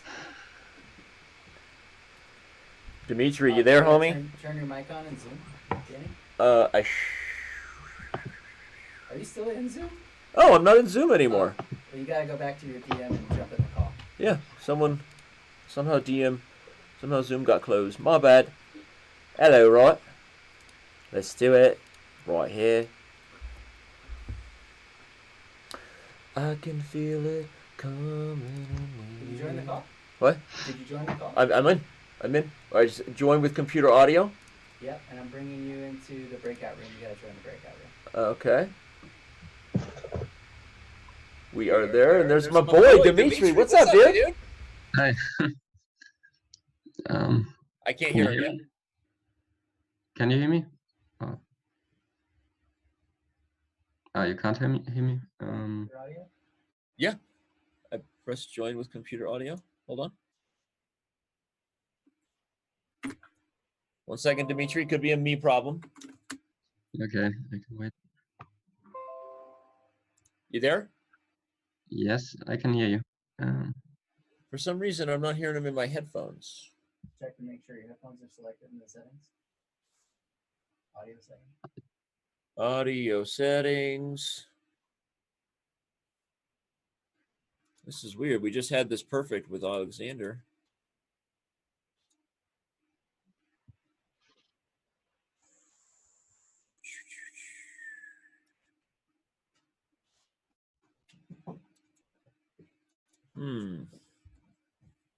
People are still throwing donations in. No, it's Audio settings. Oh, speakers. Same system. hello. Hello? Dmitri? Can you hear me now? Hear now? No. No? Hello, hello. Nothing? This is weird. Hmm. Check. Keep talking Yeah. for us, Dmitri. Okay, yeah, I'm here. I'm hearing you. And I keep talking. Just keep trying different ones and keep clicking that. Okay, still nothing. Let's see. When I take it out, I can hear him. Dmitri, say something, Holmes. Now you can hear me. Hi? Hello, hello. Hello? Maybe it's my... There we go. Let's just do it that way. Okay. So we can hear you without the headphones for some reason. Not sure Okay. why. Now you can hear me. Let me try one more time to avoid echo. Now that it fixed it. I don't think there'll be an echo. Okay. Just gonna try one more time. The audience will tell us if there is. Headphone. Did Dmitri say something? Yeah. Do you hear me now? No? It's like the headphones just broke. Let's just do it with your speakers. Okay. I don't think there'll be an echo. All right. That's the weirdest thing. Weird things with this audio. All right, you there, man? Yeah, I'm still here. Great. But now you hear me without the headphones on. Now I can hear you without the headphones. Yeah. All right. Okay. Let's do it. So, Dmitri, I know you emailed me. Let me bring back some pieces here. I know you emailed me a game that you thought maybe would be something to do, which we can. But I think a lot of our viewers also would like to maybe have a chance to play one of the snowballs. Do you want to be the guy that takes on some viewers and I do some commentary while you play? We can also play. Yeah, my games weren't that good anyway in the final. So there was not so much to see. There was only a nice combination for my opponent, but not much else to see. Yeah, yeah, that's also fine. All right. Well, you're in live chess. I would beg to differ. Your games weren't that good. Obviously, you had some tough opponents. You had a couple tough games, but overall, you guys you made it to the finals. So, and you had a great season, right? Yeah. You did. I mean, you were Can't really a key. So, why don't we tell the fans that if anybody wants to, maybe I can control the games. If people want to share their username in the Twitch or Chess TV chat, and as long as you're logged into Chess.com, I can start a game for you. Dmitri, you're in live chess, right? Yeah. Yeah. Just cool. Waiting. So I can look for usernames of anybody that is on Chess.com's live server, and I can start a game between Dmitri and these people. Or you could just send your challenges directly to username IM and then _ Dmitri. So that's another way to do it. Yeah. But I'm looking for usernames. Chancellor Robadar. Okay, I'm gonna play some games here. So what do we want to do? Users want to play a snowball. We're doing this event for you guys. The donations keep pouring in. Thank you everybody for being here. We've already raised almost 3,000. Aaron's about to get a tattoo of me. That's a real tattoo you're getting?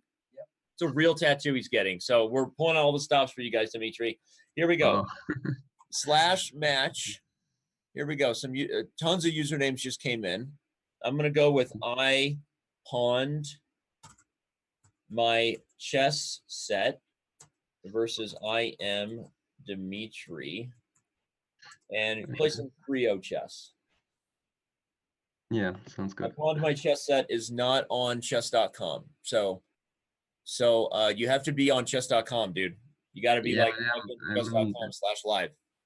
So you guys know the drill. All right, you're not logged in Chess.com. So next person goes. Yeah, I have a challenge from Tolstrom. I don't know. If you got a challenge, then maybe just accept it. Okay, yeah. I don't know if these are viewers, but should I just accept 3 minutes? Go for it. I'm gonna guess that if you're getting, it's one of the users I was gonna choose actually. If you're getting, if you're getting challenges, probably it's because people are watching the show right now. At least from players of not within your rating groups. All right, we're watching Dimitri's games. Go for it. Give us your commentary.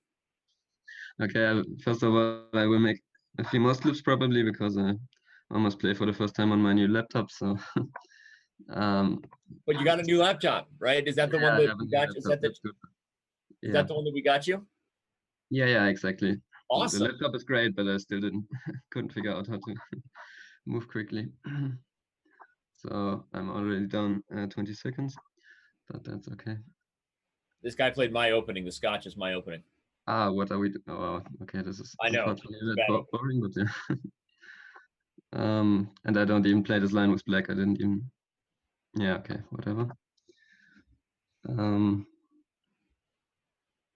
We're gonna go over this game though, because I want to see what you think about this line. Get a little. Yeah, I'm somehow confused. Normally the knight is on c3. I don't know how this happened, but how I can exploit it. Yeah, maybe I can't. Okay, I should just make normal moves here. I'm not going to give ideas. I don't want to help out Tolstrom. That's okay. Maybe I need some help. Okay, bishop. I thought he just goes bishop h4, but now I can at least trade. Okay, position is pretty equal. So maybe that's the advantage of not playing knight c3.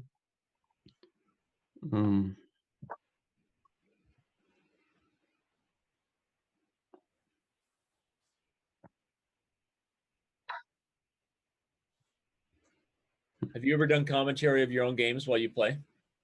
Not really. No, that's new for me. So this is the first time? Yeah, it's the first time. I once commentated on some other games on the World Championship, but not on my own games. Where did you do that? Like for a show or for some videos? Yeah, for a show on Chess.24. Oh, nice. Yeah, but only once. So. And you did that in English or in another language? In German, just yeah. In German. Yeah, Chess.24 covers it in all languages. Yeah, but they have enough English speaking guys. So. Okay, knight f4 looks Well, good. if you streamed, would you prefer German or English?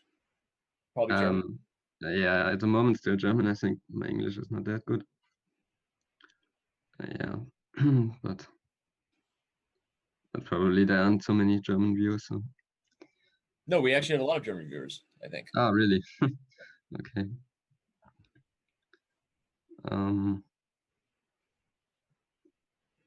Danny, have we told people what happened? In San Francisco? Yeah. I can do that.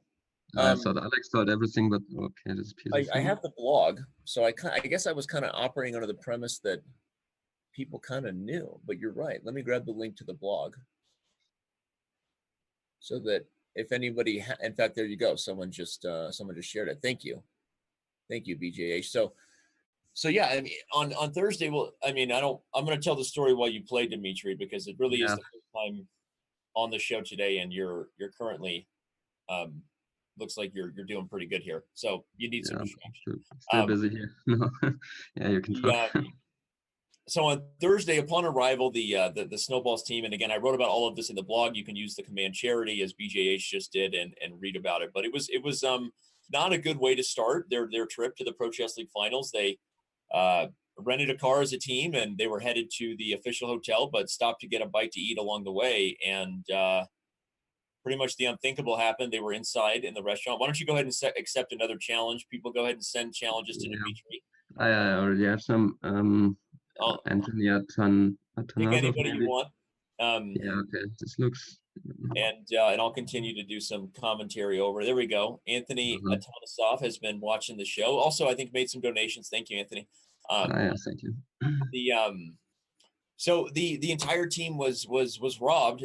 Their car was broken into. All of their laptops, all of their visas, passports, money, personal items. It was terrible, and not that there's ever a good time for that to happen, but the fact that it happened right before the event was even. Thank you so much. Huge donation there.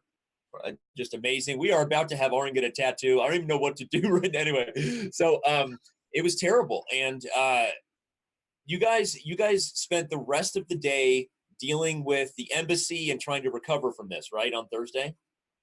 Yeah, not the whole team, but yeah. Georg and Alex went to the embassy. Right. We just. But then you came to the Rapid. You actually almost won the Rapid. You were playing amongst the top boards at the end, right? You played pretty well.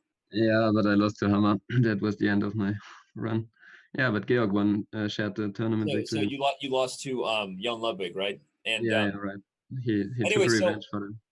Yeah, so they lost everything. And now I know that Georg lost not only his laptop but also his backup drives. And yeah, he lost a lot. It was really unfortunate. Which is terrible, right? Yeah. Did you lose? I know you lost your laptop, your other laptop, not the one you're using now, and all your preparation. But did you have a backup of your files by chance, or did you also lose your? Yeah, I had a backup, but unfortunately, I didn't. Yeah, it was. How did you get damaged? So yeah, I could save some of my files, but unfortunately not. 5,000.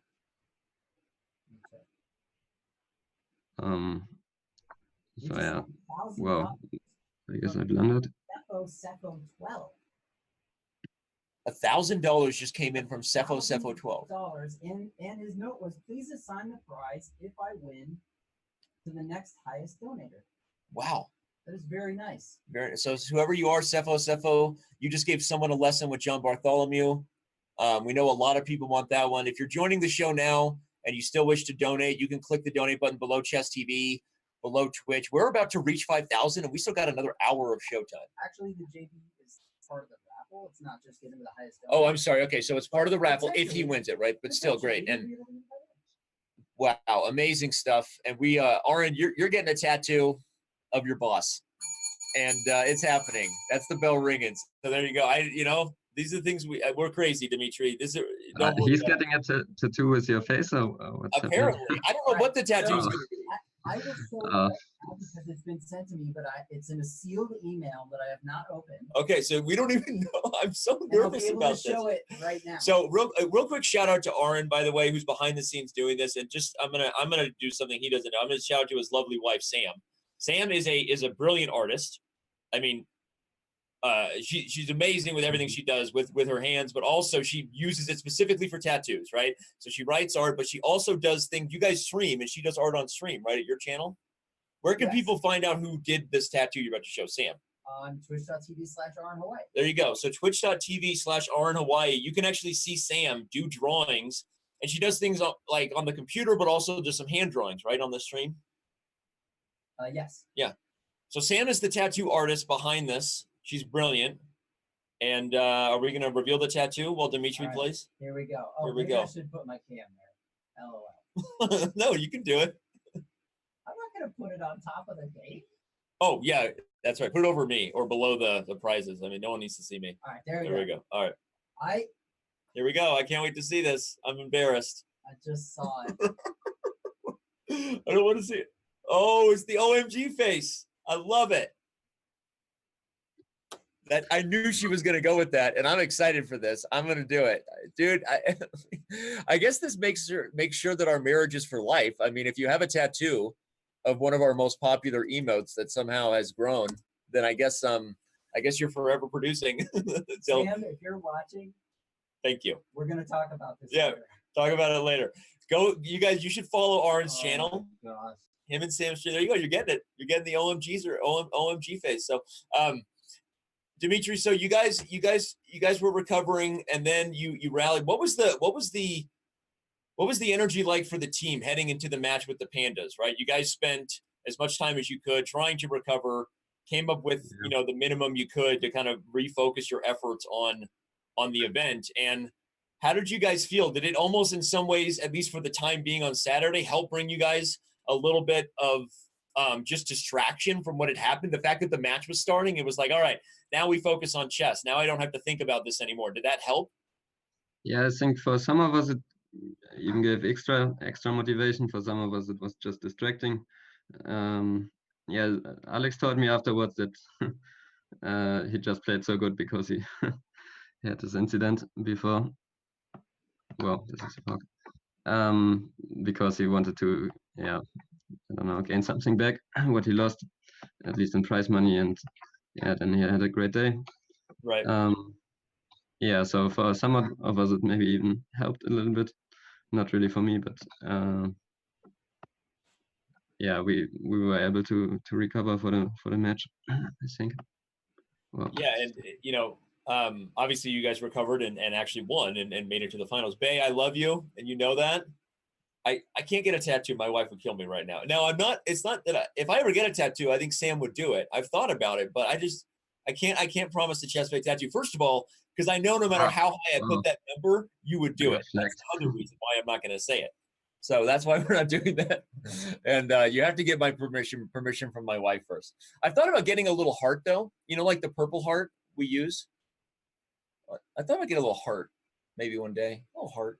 Like the heart emote with your face in it? The heart emote with Yorg's face. Oh, like the Yorg emote. Oh man, that's hilarious. There is love, and you know it. I can't commit to the tattoo. The wife actually, so she was already like, "What are you gonna do today?" Because I told her, I said, "I'm gonna get shot with a t-shirt gun at close range," and she was like, already like, "Don't do anything dumber than that." All right, so we've got 10 and a half minutes with Dmitri before we bring on our next guest. Yeah. Yorg Myer. We can say that, right? So our next guest will be the team captain and co-manager Grandmaster Yorg Myer. Dmitri is currently destroying our members right now. No, I just got flagged. I got destroyed. So. Oh, you got flagged in the last game? Yeah, I told you I'm very slow. And I wasn't paying attention. Yeah. Well, then shout out to Anthony Tonisov, who I just showed. Oh, you were totally you weren't paying attention. Yeah, it was just too fast for me. I didn't even manage to take his pawn. That's funny. But you obviously weren't paying attention to your time. Yeah, I didn't. Suddenly I had 3 seconds. Well, we forgive you. Yeah, thank you. There's that Yorg Myer. And real quick, everybody, I mean, it seems like we're on pace, likely to reach our goal, and we're very, very not counting any chickens, but very thankful for everyone who's already been here and donated and supported this. If you're just getting here, there's there's been a lot of things that have happened. I recommend you back up and check out some of the clips or earlier parts of the show. It's been a ton of fun. We had Alexander Donchenko go over his draw with Fabiano Caruana. Obviously with us now, Grandmaster Dmitri Kollars, and then soon Grandmaster Georg Myer. But thank you for that donation. So many things coming in. I'm going to have a Fortnite stream apparently. I'm not going to do a tattoo, but Aaron is, and it's going to be of the OMG emote.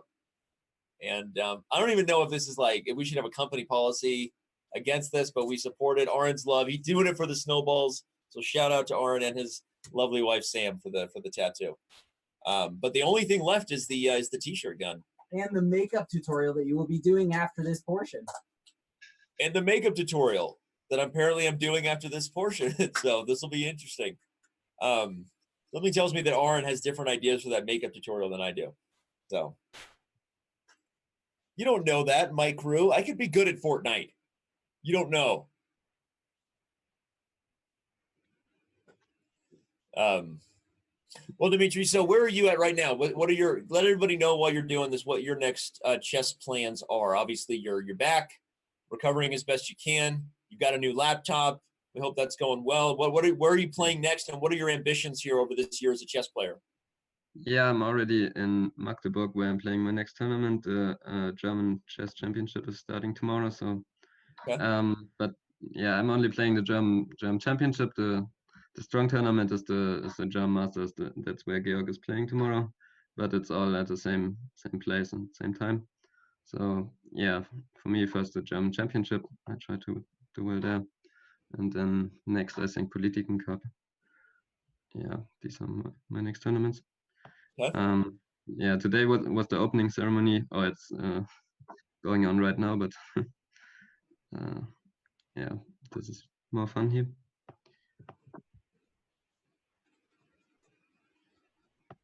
And what are your ambitions overall after that? I mean, are you a professional through and through? Are you attending any sort of university? Let people know a little bit more about you here. You know, at the moment I'm a professional, trying to be, and it's going quite well so far. But of course, I try to just get better as a player.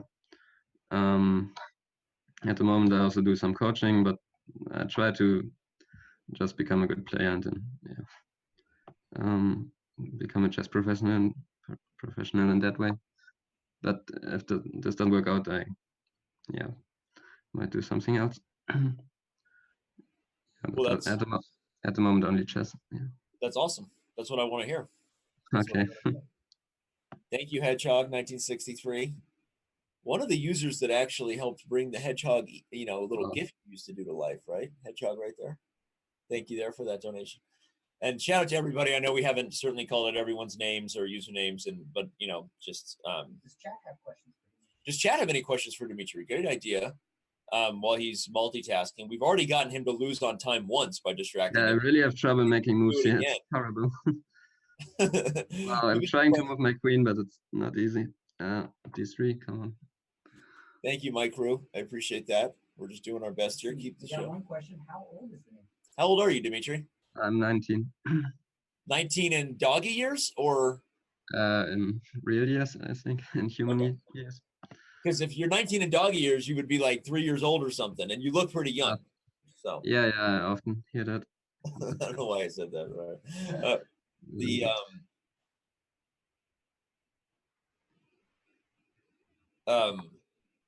All right. Well, let's see if you can get this one. He's only got 2 seconds. I don't want to. Yeah, that's. Corvus Liberatus. Thank you so much. Dangerous. Well, I have to make moves. Okay. Cool. Let's talk a little bit while you play your next game. Let's take on at least one more. I think one more will bring us kind of to a close here. So why don't we do one more game? Yeah. Go ahead and pick a member, whoever you want to play. Or maybe. Last chance to challenge. I am Dmitri, everybody. And let's remind you. I already have a challenge, so I just accepted. So while he's accepting and starting this game, remind everybody that if you see something you like on the show, we've had a ton of crazy stuff happen, and I'm sure there's more to come. But you can share your clip on social media. Use the hashtag below, Snowballs Charity, right there. It's in the lower corner of the screen you're watching. Every clip that is shared with the hashtag Snowballs Charity will see another $2 donated to the cause here to help the Snowballs recover. Again, if you're wondering exactly what this is all about, you can use the command charity in the chat and read my blog where I shared the story with the permission of the Snowballs, who I'll share a little bit that when we first kind of proposed the idea, they were super nervous, and right, you guys were kind of nervous. I know this isn't a standard thing in Europe, but you guys were maybe a little bit shy to the support, but I'm really happy because ultimately I was confident that the chess community, that all of us would rally, and if Chess.com, if we could help kind of lead the way with the donation, and we've gotten so much support today. So are you happy we did this? I'd like to think so. Yeah, of course. Okay, for me it was also completely new, and I never heard of something like this. But yeah, it seems to be a great thing. Yeah. Well, thank you for doing this. And we appreciate everyone here. And so I wrote a blog about it. It was a terrible thing that happened, but we're rallying here as the chess community. And again, if you share any clip on social media, you'll help us contribute even more toward the fund. Remember, all the prizes also below are what these timers are about. So we've already raffled off. We've given away a 2-hour lesson. I forget the name, but I'm going to get to know this person very well soon. There's currently a 1-hour lesson up with John Bartholomew that's about to be raffled, along with PCL Finals team jerseys, everything else we've been raffling off. So we're actually not even announcing all the smaller prizes, right? We'll do that in a recap article, right, Aaron? That's the plan. On Tuesday, there will be an article with all of the prizes. So anybody, if you've won one of the 1-year diamond memberships or anything you've won, the chance to play me or Tori or Botez, all of these prizes, please be patient with the staff. If you happen to have donated and won and you haven't been contacted yet, just please give us some time. There's a lot going on, and we'll make sure we reach out to everybody. There'll probably be a form in that article that people can guarantee they contact us to claim their prize. Yeah. So Simon working hard behind the scenes as well. And so just in case you are wondering, hey, I think I won something, and via the raffle, we will get it to you. And promise. So far, Chess.com is already going to match over $4,500. That's right, and we're about to hit 5,000. And I'll be curious to see how far we can get beyond that too. I mean, I think if we hit 5,000, let's see how long we can keep the train going. And again, thank you everybody who's showing up and helping out. And check your whispers. You, me, and your best friend says. That sounded kind of weird, but I think in the context it makes sense. Just from the username check. Anyway, Dmitri, I'm trying to look for some other questions if we have. Yeah, I'm trying to make moves, but it's almost, I don't know what happened. I don't have a mouse. I'm playing on touchpad, and I'm not really able to make moves somehow. But yeah, sorry for that. Well. Sorry about that. I pawned my chess set. Please reach out to support. I'm really disappointed about that. I don't know why your account would have that trouble, but thank you for being here already. And regardless, thank you for helping. We are on our way to 5,000. Dmitri, you're in a tough one here. Yeah, I'm completely lost. I made a pre-move blunder, unfortunately, and I'm also losing on time. Maybe I just resign here. I think that's enough. Yeah. Okay, well, we'll spend the last minute then just kind of chatting with you and let the fans get to know you a little bit better. So you're a chess professional. You're obviously a huge star. Thank you, Cash Menke, pushing us over a little further. You're a huge Pro Chess League star, I think, for the Snowballs. People have gotten to know you well as what has been one of the best performing board threes. Regardless of what happened there in San Francisco, tell us a little bit how much you enjoyed playing in the Pro Chess League, and can I ask, are you planning on playing next year? Yeah, okay, planning on playing next year, of course. I'm not sure if we make it to the finals, but yeah, we'll try again. Maybe we have to find some new players, some, I don't know, underrated young players or something. But yeah, I want to play again, and I'm looking forward to it. What was your toughest? Give me your toughest and your biggest highlight of the year this year. Your toughest match, not toughest moment. I think we know the toughest moment. What was your toughest match for the Snowballs, and what was your biggest highlight? Okay, toughest match was the final that we lost pretty bad. Thanks, that's Danny. That's obvious. Yeah, and I think the highlight was the match before that. So the semi-final against Chengdu. This was, I'm not sure if I was ever so excited during a chess tournament because of the tiebreak, and so that was my highlight. But the playoffs were also very interesting, and I also had fun playing the Central Division. So. Well, we might hit 5,000 while you're on air right now, Dmitri. We just had another huge donation come in. Well, thank you. Yeah. Thank you so much. We're about to hit our goal, but the party's not over yet. We'll maybe readjust and just see how far we can go. But let's one more game, or this is This is the last. it's so this game's over. So Yeah. Oh, it is. Okay. Yeah, I think my touchpad is working better now. Maybe we can play one more game, but if you want. no, I think we'll let you get going. Okay. Yeah. I know it's late there as well, and you guys all promised to stay up and do this for us. And I know you're all in series tournaments, as we said. Alexander's doing well in the French tournament, right? Yeah, That's awesome. he's doing great. Yeah, I think 6 out of 7 or something. I don't know. 2,900 performance. Yeah. Well, Dmitri, this is, I mean, you played members. Those of you who had a chance to play them, you actually lost. I don't know if you were just feeling the love today, Dmitri, but you donated some rating points here. Yeah. That's no problem. There's some very lucky members who now can say they beat Grandmaster Dmitri Kollars, Pro Chess League hero for the Snowballs. So next time when you're playing Blitz, we'll try not to distract you so much. No, it was just a touchpad. I just couldn't play. I don't know. Touchpad. So we got to get you a mouse. We should have ordered a mouse with the laptop. You didn't tell me that. Are you? No, I have a mouse. I just got it at home. Okay. My fault. All right. Well, thank you so much, Dmitri, for doing this. Again, we're very appreciative of the opportunity to help you guys, and I'm glad you guys agreed to do this. And I, again, obviously, tragedies that happen here, but it seems like we're on our way to just helping everything move on. And I want to say again, thank you so much for keeping such a positive spirit and a positive attitude in San Francisco, even though some of these things were obviously not ideal, right? And just so I just want to thank you for being such a you were very a joy to deal with and a positive influence there on site, even though I know that it was a tough weekend for you. So thank you so much, and enjoy your night there. Yeah, thank you. Bye. Bye, Dmitri. All right, so we have one more Snowball who's going to be joining us. I know that. Yeah. I feel silly right now. I'm so excited that we're reaching the goal. All right, but first we have to award the next set of raffle prizes. Yeah, and I'm not flossing again. Thank God. Not flossing. All right, here we go. I'm waiting. All right, we're setting up here to give away the John Bartholomew Lesson. Please be for me. Please be for me. And we had 2,658 tickets. That's more than the first raffle. Yes, it includes the 1,000 bits from the one, the only, the Bay. The Bay. And we're rolling. Did she? 1021 is the ticket. Who got it? Oh, what about that? Chess Bay. Chess Bay gets it. Well, she donated $1,000. So, okay, Bay, look at you. You got it. Are you going to give it to me? Can I have the lesson? That's $1,000 for 1 hour. If I get a tattoo of you, maybe then I get the lesson. But no, I don't know. We're not doing that.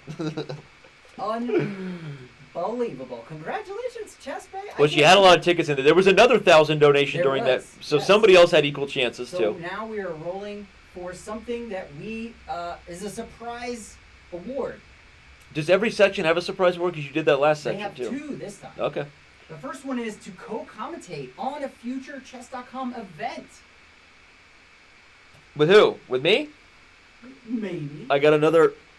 All right, here we go. And the ticket number is one we've already rolled. Next ticket number, one we already rolled. Wow, those $1,000 donations, man, they're killing it. Okay. The number is 159, which is Cheesehead 876. Cheesehead 876. Can claim co-commentator prize. Cheese, is it like EZ? Cheesehead, SSE. It's weird spelling. Congratulations, Cheesehead. The next prize is for another secret one. Create your own custom emo for Chess.com. Oh, wow. Oh, my God. 569. Dude, we just got a $1,500 donation. Whoa, that is going towards Wave 4, which we'll talk about in just a moment. That is the biggest donation we've had yet today. Am I right about that? 2658. We did it! Dude, we did it! We did it! I'm getting shot with a t-shirt gun. Nicholas Dodgeson wins the emote prize and create an emote for Chess.com's official channel. Dude, we just had a $1,500 donation. My mind's blown. Insane. Thank you so much. Also got a pro membership for Chessable, and the winner for that is B Tente. Congratulations, B Tente.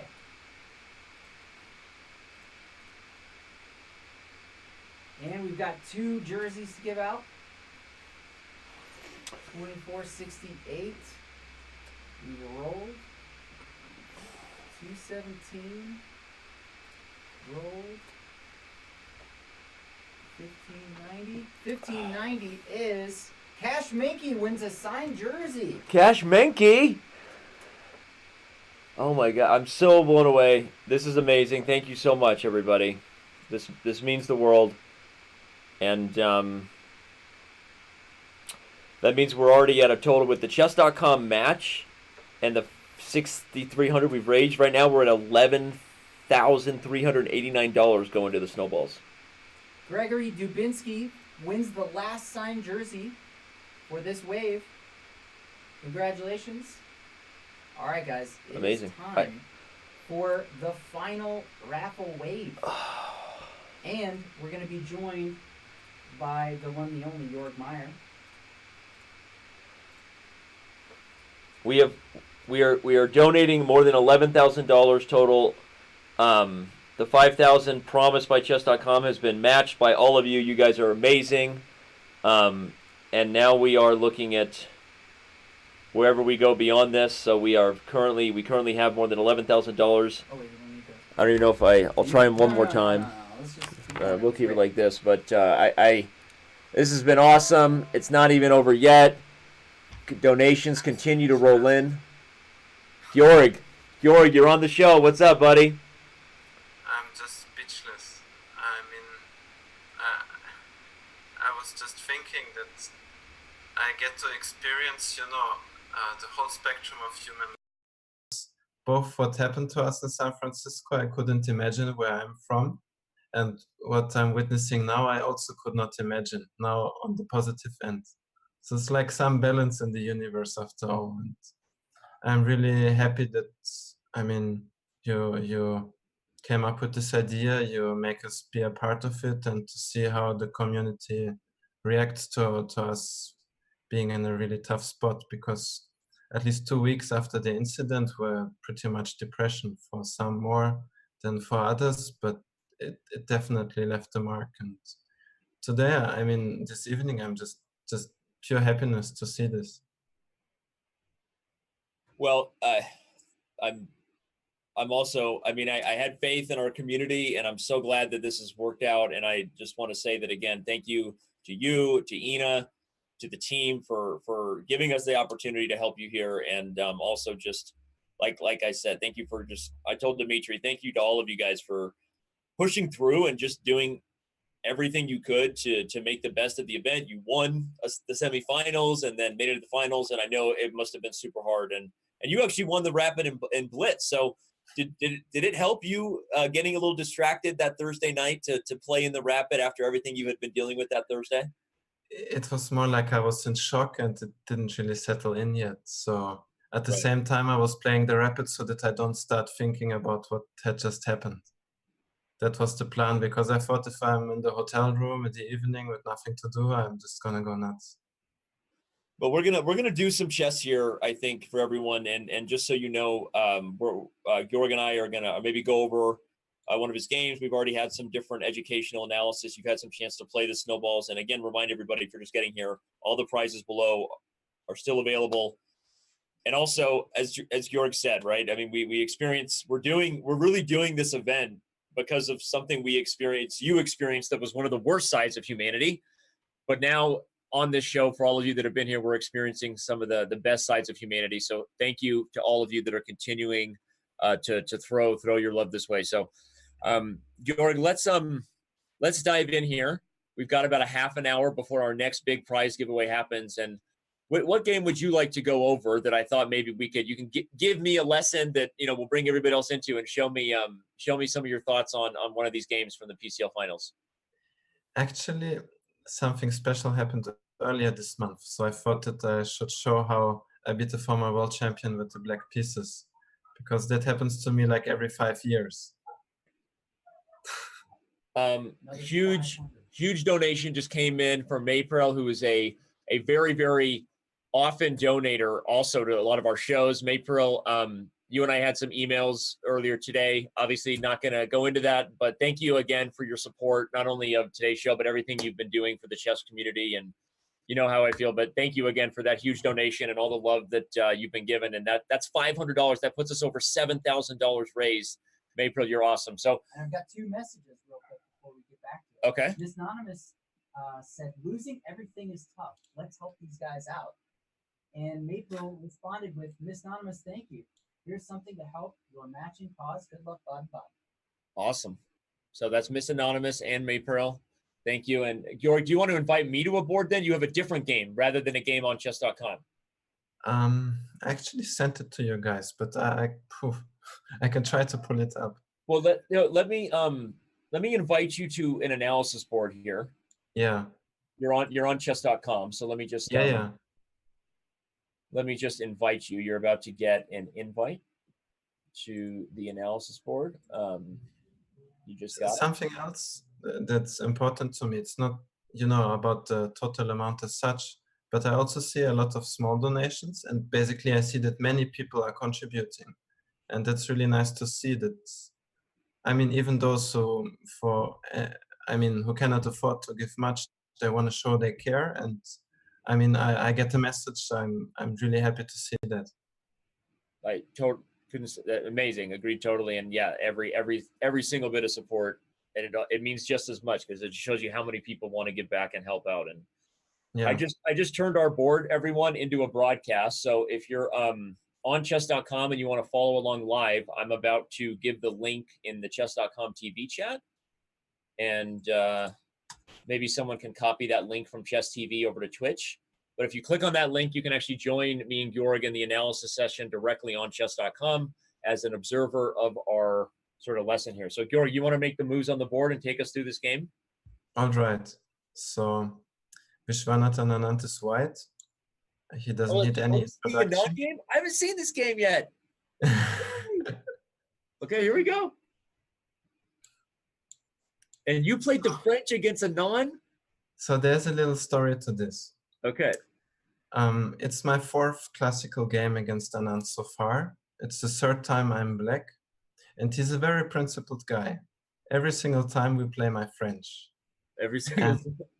Yes, and also he's a very direct player. He goes for the initiative. He doesn't try to play safe. And since it's a type of position that I play really well, I actually managed in all 3 games to get winning chances. And the first 2 still ended in a draw. And this day was finally a bit different. You think he watches the shows and just knows that I've convinced him the French is bad, and so he wants to go into it? Well, my French is okay. Okay. If you let white's pawn advance to e5, then I have doubts. Okay, It's got it. Stay there, and that's a lot of space. So here we basically have a starting position of my French. I've had by now countless games. And obviously, black is ready to chip away at white's center with c7, c5, removing the central pawn. And then white doesn't have any structural superiority in the center anymore. So one very good move for white is bishop e3, simply to stop the c5 advance. So I continued with my development. And actually, we are following here the first game I played against Anand. So we had the very same position like in 2013. And back then he played the move c4. And after c5 he took. And he uncorked a very original idea. He played knight g5. And his point, quite amazing, was to play this. Mm. And after these exchanges, he got the piece back and basically said, well, I've got a much better structure with your weakness on c5 fixed. And note that there's no exchange on g2, everybody, because the g file would be even worse for black to open up because of tactics on h6. So, okay. Right. And so that was my first encounter with Anand, and I survived it, and even at some point outplayed him and then missed the win. So let's go back. First of all, because Anand, speak a little bit, if you will, on Anand's preparation, right? I think people sometimes think of Kasparov as like the best preparer, but talk about, I mean, Anand, I think in many ways, like just in terms of what he's been able to do over the last 20 years. I mean, would you say he's proven to be, I mean, one of the best preparers in terms of like modern day chess, the balance of using the engine and opening prep and all that stuff? There's no doubt about it. And today I was just checking out of curiosity, when was the last classical game he lost to Dwight? So I saw in 2019, it's only the game he lost to me. In 2018, he lost 2 classical games against Kramnik and Caruana, and that's it. And that tells you, I mean, the guy knows his openings. He doesn't get into danger usually. Wow, amazing. So this time he played King B1 here. And I've had this position also a couple of times since I played this line since my youth.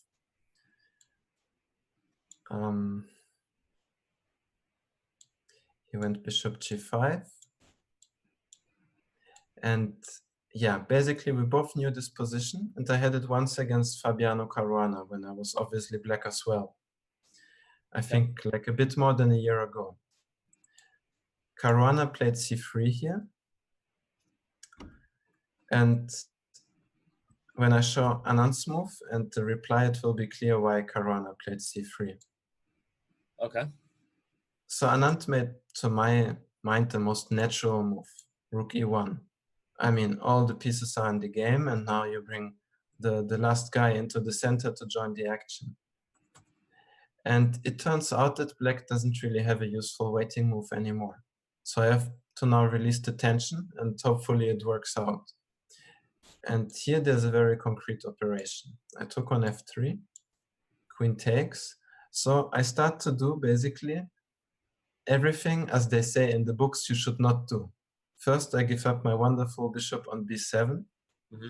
Now, I was going to say, I have to be honest, I look at this position and I'm thrilled to be white, right? I mean, like white has the pair, the better center. I'm threatening to double your pawns on f5. So I cannot wait for you to teach me a French lesson here. I don't, you know. Yeah, this is a unique lesson. I mean, if it would be everyday stuff, then Anand would not get into trouble. Yeah, exactly, right. So now I'm closing the position and leaving white center intact, which of course is partially due to the fact I'm going to play with the knight against the bishop. So closing the position is fine.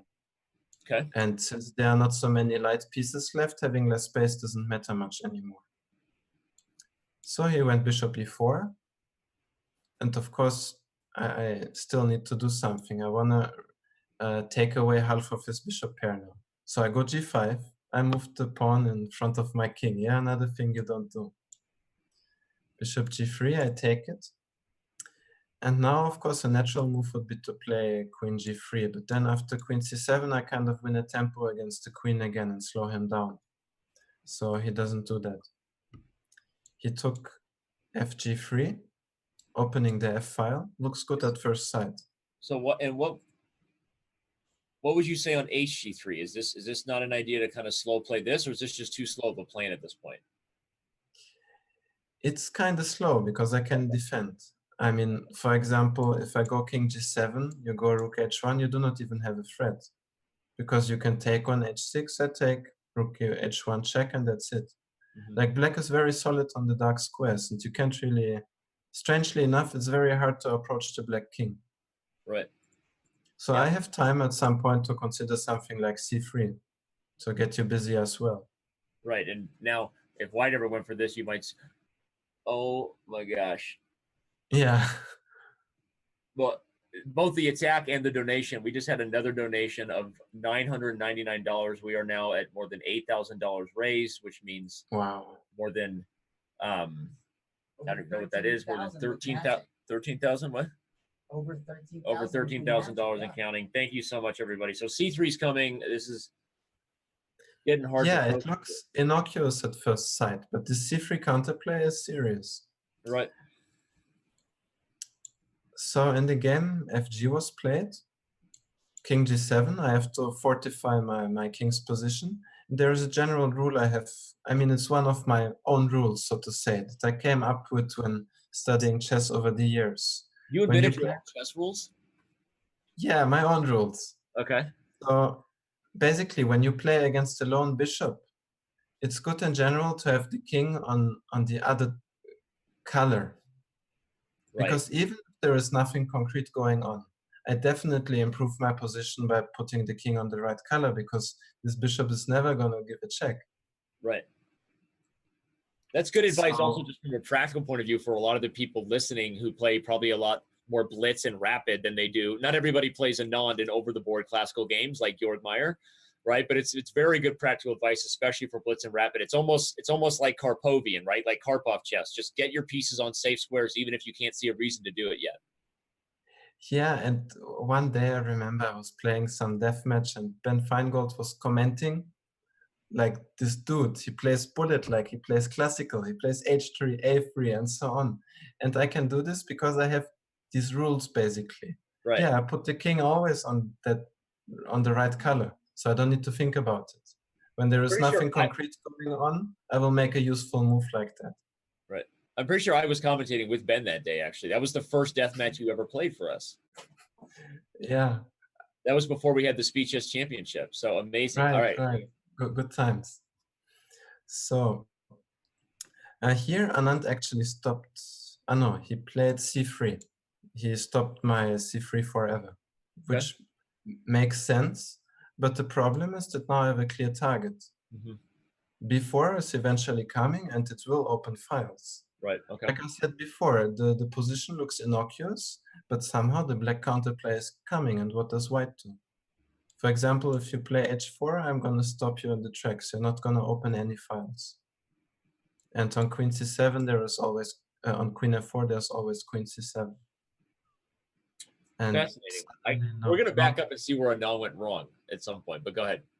Because Yeah. I'm already liking your position. Yeah, so after, objectively, he should do something like rook f1. Then I have to release the tension because otherwise I'm tied down to f6. And then we would get some equal position here. Okay. But of course, he didn't want to bail out. So he played g4 with the idea of organizing h4 soon. Now he stops my g-pawn on g5 so that next he can attack it. But it's too slow.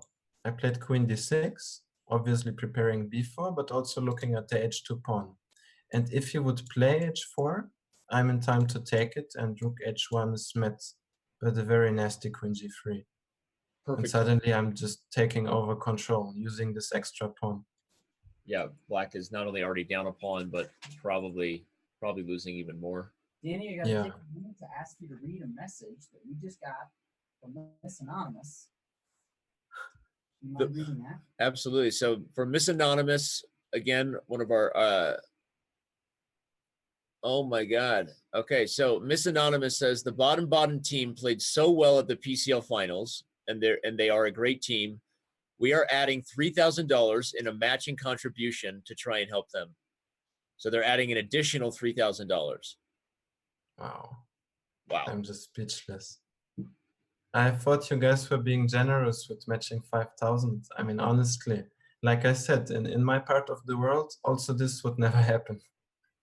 Well, the community has gone right past Chess.com's matching donation, and we are just humbled and thankful to, just to be a part of this. Thank you all for showing the brightest sides of humanity today, and we really appreciate it. Thank you, Miss Anonymous, just I don't know, I'm speechless, so I'm going to remain speechless and let you continue to show us the game.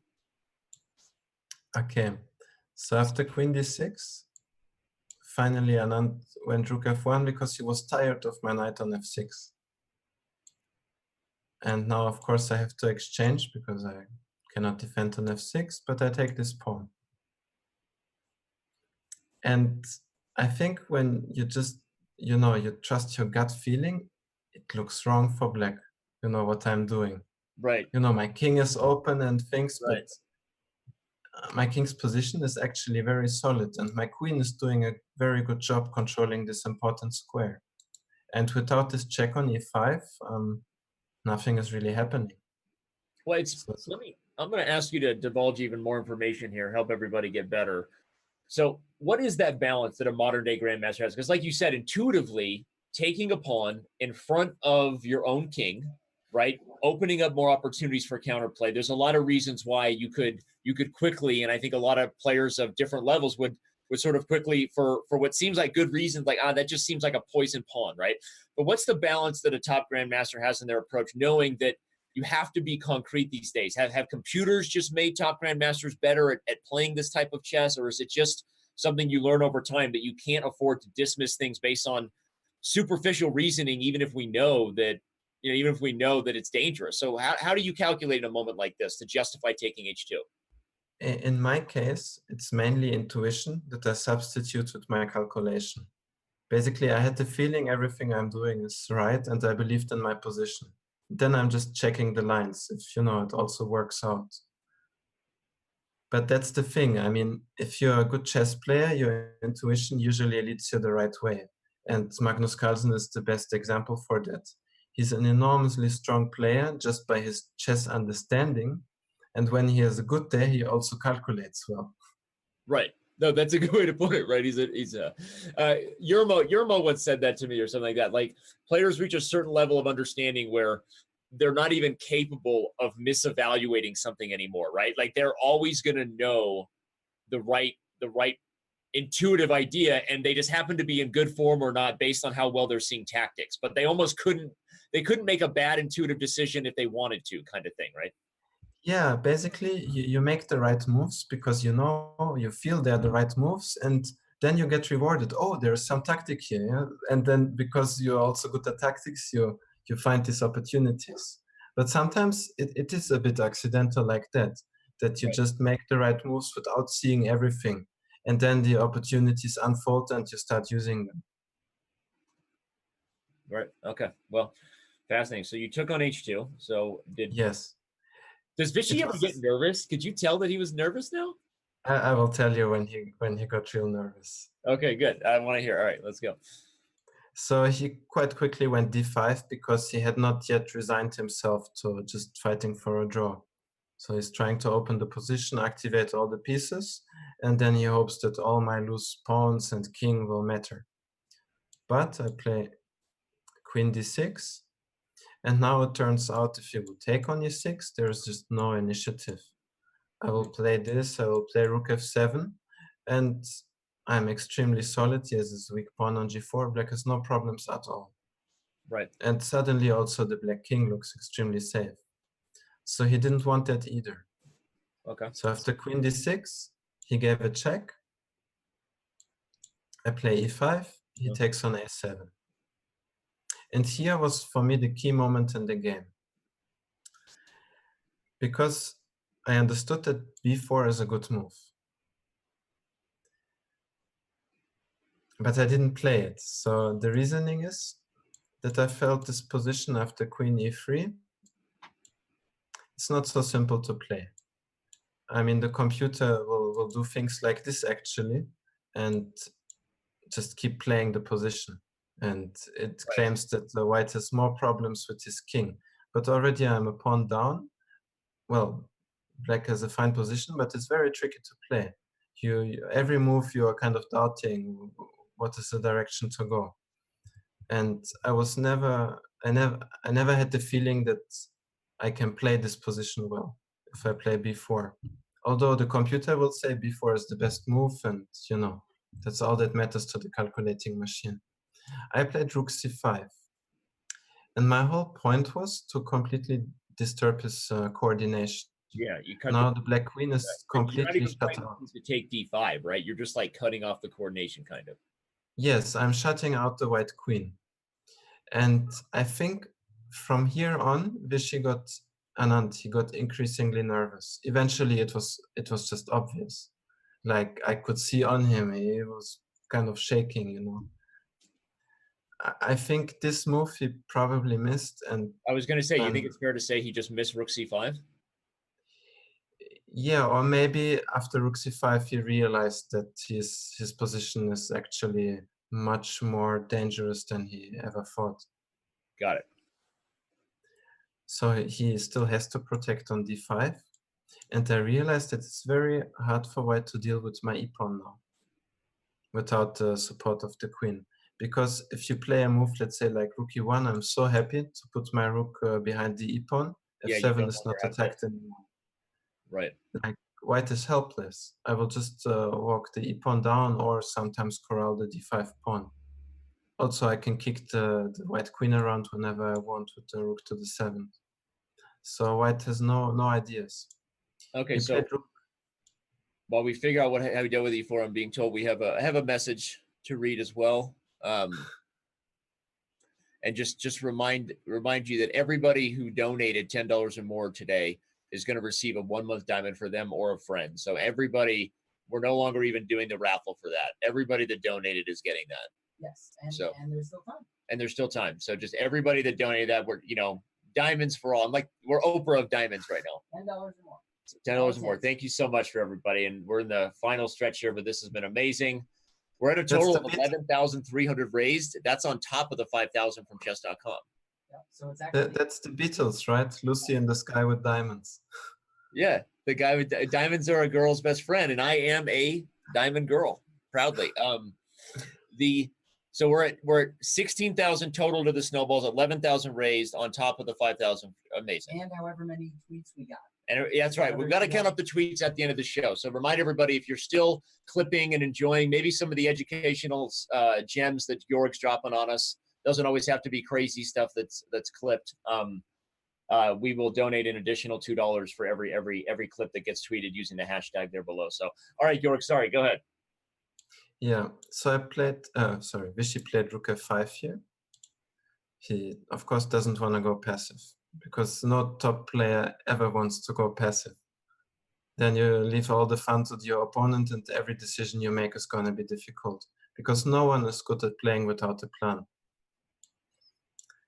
So I went e3, reminding him of this troublemaker. You might even just, get a queen, who knows? Yeah, and when I went for rook c5, my rook c5 was my intuition, but now I will show the line that I was calculating that convinced me it's a good move. So I had looked at rook f1. I would go rook c7 because I need to protect f7, queen b5, e2. Well, he has to play rook e1, and here there's the nice shot queen g3. And after rook e2, queen d3, picking up the rook, or at this point, probably something like rook e7 will be just deadly. Okay. And yeah, this is completely winning for black. And this I saw when I played rook c5. So there was some calculation involved. So let's go back. Okay, so take us through that whole line. So starting with the move rook c5, you had already calculated that rook c5 would be met by queen b7, e4, not this rook line, f5. the rook f5, e3. So you had calculated it to here. Yes, rook df1, rook c7, takes, e2, all of this I calculated. Okay. Until here. And for sure, I was looking at rook c2, rook e7 also, because it's actually clearly winning. You cannot stop rook e1 check. Yeah, and the queen not only pins the rook, but also prevents any defense by the other rook here. This is a fascinating example, honestly, of just coordination and the initiative at the highest level, right? Because rook c5 is really, that was sort of the dagger, right? It just, all of a sudden, white's position is just broken. No coordination. And the game is not very long, so we are going to get there. Okay. Sorry, I just wanted to highlight that again. But yeah, this is awesome. Yeah. And remind everybody, so you're showing this victory you had as black over a non, which, as we've said, joins exclusive elite company. You said the only people to do that in the last few years were Kramnik and Caruana in 2018. And when did this game happen, to remind everybody who maybe just be joining us? This May 1st. So that's fairly recent and pretty awesome. So, yeah. All right. So I was already thinking when I went for this position, I'm going to win now. And then it dawned on me, he has an only move, king c1, and of course, eventually he found it.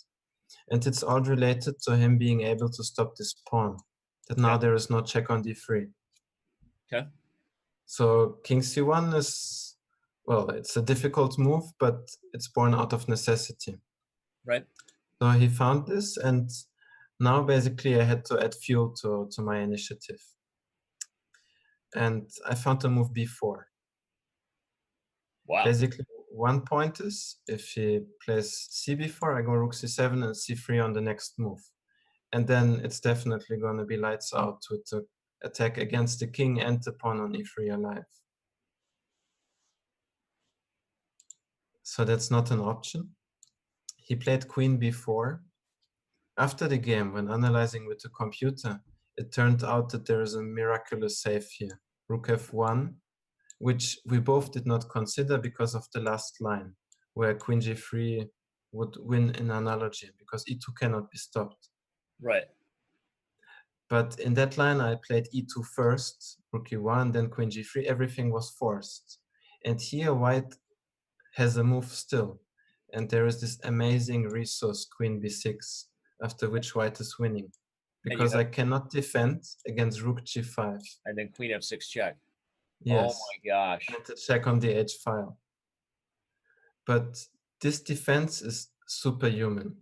Right. First of all, because you don't go into the pattern you just saw you loosen. And after queen g3, you think black is winning, and you have to find this very difficult silent move, queen b6. Right. Which at first sight would only pose a threat of queen f6 check, which doesn't do anything. Right. So this was really superhuman chess. And also, I mean, black is still doing fine, just should not play queen g3. Like after queen a6, black still has the initiative. Okay. I'm attacking a2 and have still an extra rook to join the attack. But yeah, this was his basically only chance. After queen b4, he's already in big trouble. No, wait. What was yeah, he took on b4 instead of playing rook f1 first, right? That's what you said. Second time at a loss, I was remembering my next move because I was always looking at this position as black. Give me 1 second. Jorg, we just got another $1,500 donation. We're at $13,000 raised on top of the $5,000 from Chess.com. Don't wake me up, Danny, please. I know. I don't know. I can't say anything else. I just had to tell you. Wow. Yeah, I just don't know what to say at this point. Yeah, I played rook b8, of course. I mean, I bring the sleeping rook into the game now that the pressure from f7 is gone. Queen a4. And now comes an immediate attack against b2. And everything starts to work together. Like the e3 pawn is also keeping the white king on c1. If I start to give checks, it's going to be checkmate immediately. Yeah, just to show a line like that. If like, I mean, even on a thing like rook f1, could you just take it? Yeah, I think so. And at f7, you go here, and there's just no way to deal with check and the other rook delivering mate on b2, everybody. So that's the line that Yorgos was talking about. So you're saying a non-played queen a7. Yeah, attacking f7 and e3. So looks very good at first sight. Okay. So he even gets this pawn, but now his king is in real trouble. And he has to exchange the queens immediately, otherwise it's going to be checkmate in a second. So queen e5 was literally the only move. And here my clock was ticking down, but I found the accurate move. So I played rook g2. And basically now, and I didn't put up the most resistance, but it turns out the position is probably lost at this point. So what he should have done is play d6, but after rook a2, I'm having a check on a1 ready. So he would go something like rook d5, but now I can just stop the pawn and slowly corral it. He doesn't have time to take on c4 because I'm hitting d6. And now I'm just ready to bring the king to e6 and pick up that pawn, which should be a fairly easy technical win. And instead of playing d6, he played rook d4, and he missed well, kind of a cute tactic at the end. So I gave a check, Yeah, so go to c2 because here I have the other one. Oh, I see what's coming. And that so you switch the rooks around and you deliver mate again. Wow. Yes, and Nice. what he missed, he just played rook d4 to attack my c4 pawn. So what he missed is that he doesn't get, he gets out, but at a very high price. Yeah, price of the rook. A price of the rook on e5 that is loose. Wow. And so after my move rook let me just d1, show he everybody. resigned. Let me show everybody the end of that line just so in case they don't see the answer. The reason, everybody, is that the king cannot continue to protect the rook because he'll get mated on the f file. So rook f1, which means the white king would have to go here, and then you lose the rook. So that's the key to that line there. So he did not take on c4. Or what did he do? He's getting mated if he doesn't. Yeah, he resigned. Oh, he just resigned. Okay, game over. I get it. He looked at me. He said, "It's okay, and we shook hands." Okay, that's awesome. Wow. Well, you just beat a non with the black pieces. Like, can I? Like, I don't know. Can I have some? Like, that's awesome. That's amazing. And yeah, it feels great. I'm always critical of my own play, so most of the time, even if I play a good game, beat a grandmaster, I don't feel like I did anything special. But when I play a great game, I feel it as well. So I was simply happy with myself.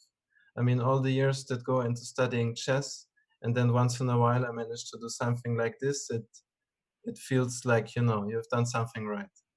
That's amazing, honestly. And it's a huge achievement. Again, if everybody just joining us, that was full analysis by Grandmaster Yorgos Myer of a victory over Vishy Anand with the black pieces, which is not that's kind of a big deal. Yeah. I don't even know what else to say about how big of a deal all this has been, Jorg. I mean, we're at $13,000 total raise there. We have some more prizes to give out here. Before I let you go and we kind of wrap up and give prizes, I just want to give you one more opportunity to have the floor. Again, thank you so much for everything that your team did on site in San Francisco. Again, to Ina, to the crew, you guys were just it was a very, very difficult situation. Something like we were all super impressed talking all the time, and the fact that you guys did everything you did, just I don't even know what else to say, dude. Just thank you so much for giving us this opportunity to give back to you guys. And if you want to say anything to the community before you go, I'm gonna let you have a chance to do that. Well, thank you for everything, Danny, as well. I mean, you guys came up with the idea of doing this fundraiser.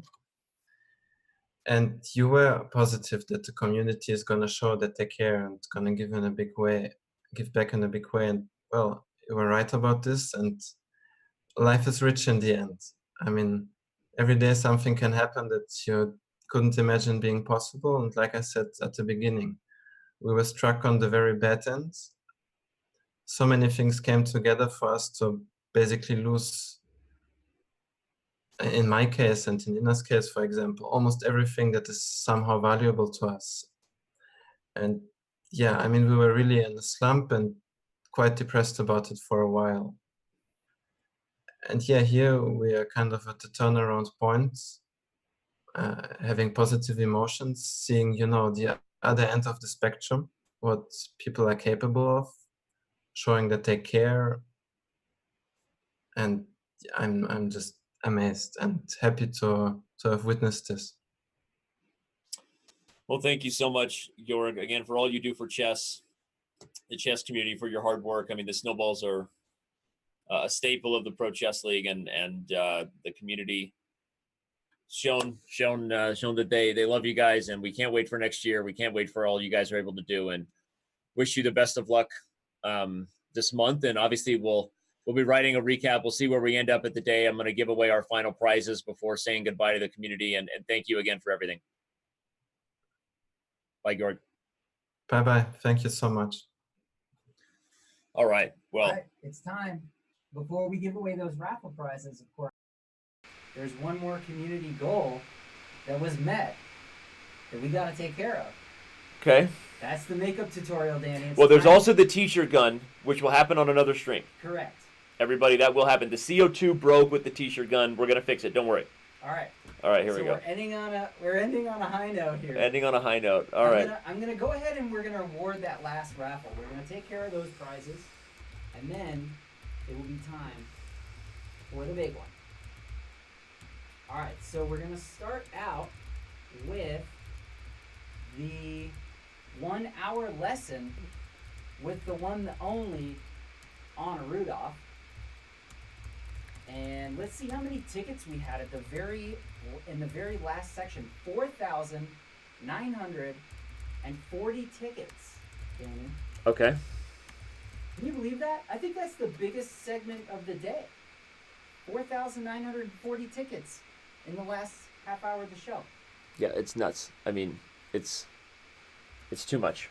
Honestly, it's not too much tickets, but it's amazing. That is an unbelievable amount of support for...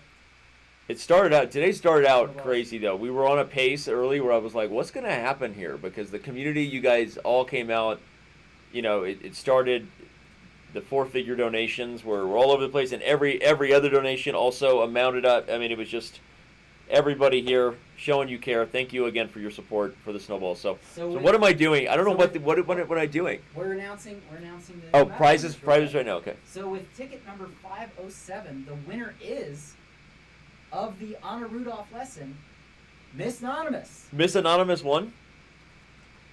Okay, well, we will I don't know who Miss Anonymous is, so we will obviously contact her, and hopefully she's okay with that.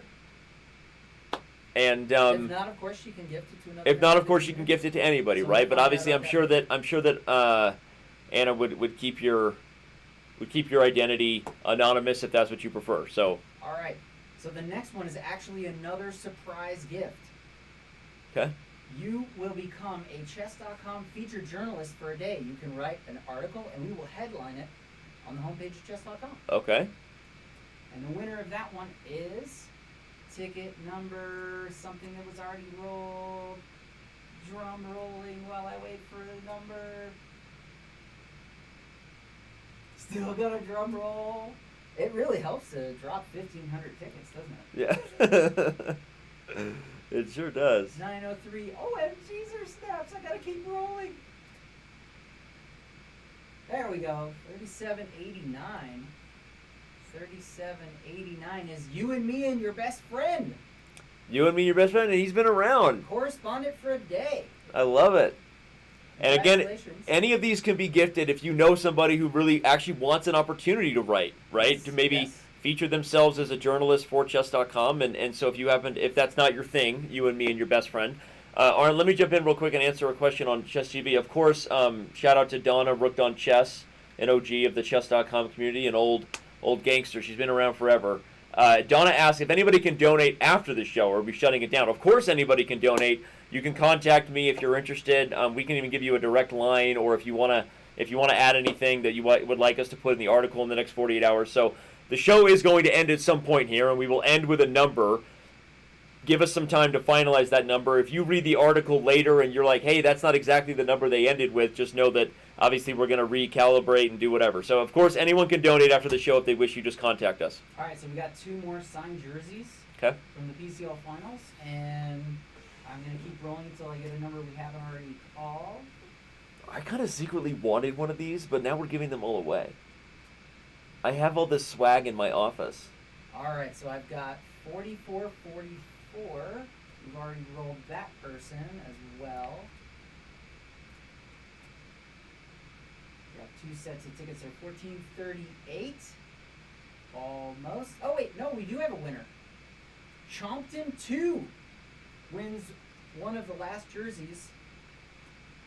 Chompton 2, congratulations. Chompton 2, there you go. And the very last jersey is... And stick around, guys, because the makeup tutorial is happening right now. 4122. The Sniper Chess wins the last jersey of the day. Congratulations, the Sniper Chess. And we've got one more thing to give out, which is the Chessable Pro. 1 year, 2557. That goes to Kevin C. Wong. Congratulations, Kevin C. Kevin C. Wong had that huge donation, right? The $999, I think. $999. Yeah. Amazing. All right, guys, we've done it. We've awarded all of the raffle prizes, and now it's time. Danny, are you ready? Audience, are you ready? Let me see a lull in chat. If you are ready for Danny to do a makeup tutorial right now on screen to end the show, let's see it, chat. Are you ready? Okay. Looks like chat is ready, Danny. Okay, now you have to walk us through all of these steps so we understand why you're using the technique that you're using. Absolutely, okay? absolutely. I'm very good at this. So I do makeup for a living. We'll start here. Yep, you know about that. So when you have, I think this is blush. When you have blush. It's not blush. What is it? It's just powder. It's powder. Foundation. Powder. When you have powder, the key is not to oversaturate, okay? So a good amount of powder is a very, very light amount of powder. I tend to get a lot of shine. I get real sweaty during my shows. So when you have powder, you just want to be light in touch, you know, and just dab on the nose a little bit, right? A mistake would be, like, if you really overdo it, like people can tell. Like, you see how it changed my skin color there? That's not what you want, okay? What you want is a much more even feel spread. There you go. Right. Now we got some eyeshadow. So having done eyeshadow many, many times in my life, many times, what I know you do, because it's definitely not me guessing, is you do a pretty heavy amount. No, you do a really light amount. I was just testing you. And what you do is you go like that on your eyes and like that. Like, I think you're supposed to do it like you're staining a deck, like back and forth with the brushes, I think. That's how I do it. This is called the Japanese geisha technique, actually. The back and forth strokes that I learned from a Japanese geisha long ago. Fun story. Now we know that becoming beautiful is not just about your face. What else do you have? So we've got these. And of course you know, Danny, that you peel that little backing off of those. I've always known that. I've always known that, for sure. It's been a thing I know. I've always known that. It's been a thing that I know. Will this come off later, by the way? Is this going to come off or not? Okay. And one of the things you should do is hold it tight to make sure that glue really gets in there. Because the last thing you want is start typing a million. I mean, you know, I typed that on that keyboard like it owes me money. You know what I'm talking about, right? And when you get going, so hear that? I was able to do that with no damage. You're welcome. So this is a very important lesson you learned. Push tight. And Danny, I've heard you call this the Danicure. The Danicure. This is you're watching the Danicure.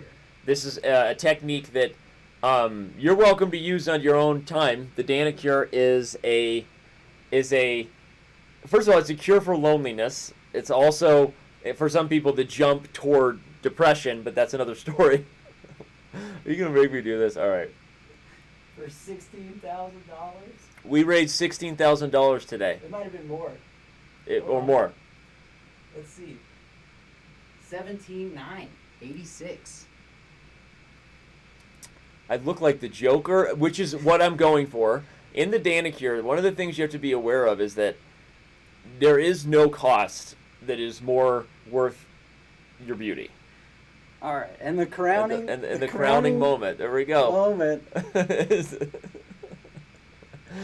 There we go. I'm so glad that you and Nick had a great time preparing these things. I'm so glad that you guys had such a great time preparing what I was going to be doing on camera. I did not know, just so all of you know, and this is not a joke, I did not know about any of this. The only thing I knew about was the t-shirt gun. It was my idea to get shot, and then, of course, the CO2 broke. So, Danny, there's one more thing that you forgot. Okay. That sort of just finishes off the whole look. Everything. Are you ready? Yep. What in the world? What is it? What is it? What did you do? Can I open my eyes? Oh my God. You and Nick are not allowed to make ideas anymore. Oh my gosh. We will do whatever it takes, apparently, to bring the community together here on Chess.com, and that's what we... Wah, wah. Okay, so that got ugly real fast. But hey, if you're just getting here and you're wondering what in the world you stumbled into on the internet, we raised a ton of money today for the Baden-Baden Snowballs. And I've been super, honestly, I feel humbled to be a part of this. Saying that as I look like this feels ridiculous, but I really do. I feel it's just been awesome. And yeah, when I talked to the Snowballs, I was like, you know, we're going to do everything we can, but give the community the opportunity to show you that they care. You guys have been through a tragedy, and let's see what happens. And thank you to all of you who showed up and made that possible. So on behalf of everybody here at Chess.com, Studio C, Arn, Hawaii, we're gonna clean up this mess, and I'm not just talking about what's in my personal life. Thank you. We love you, appreciate you, and we will see you around on Chess.com.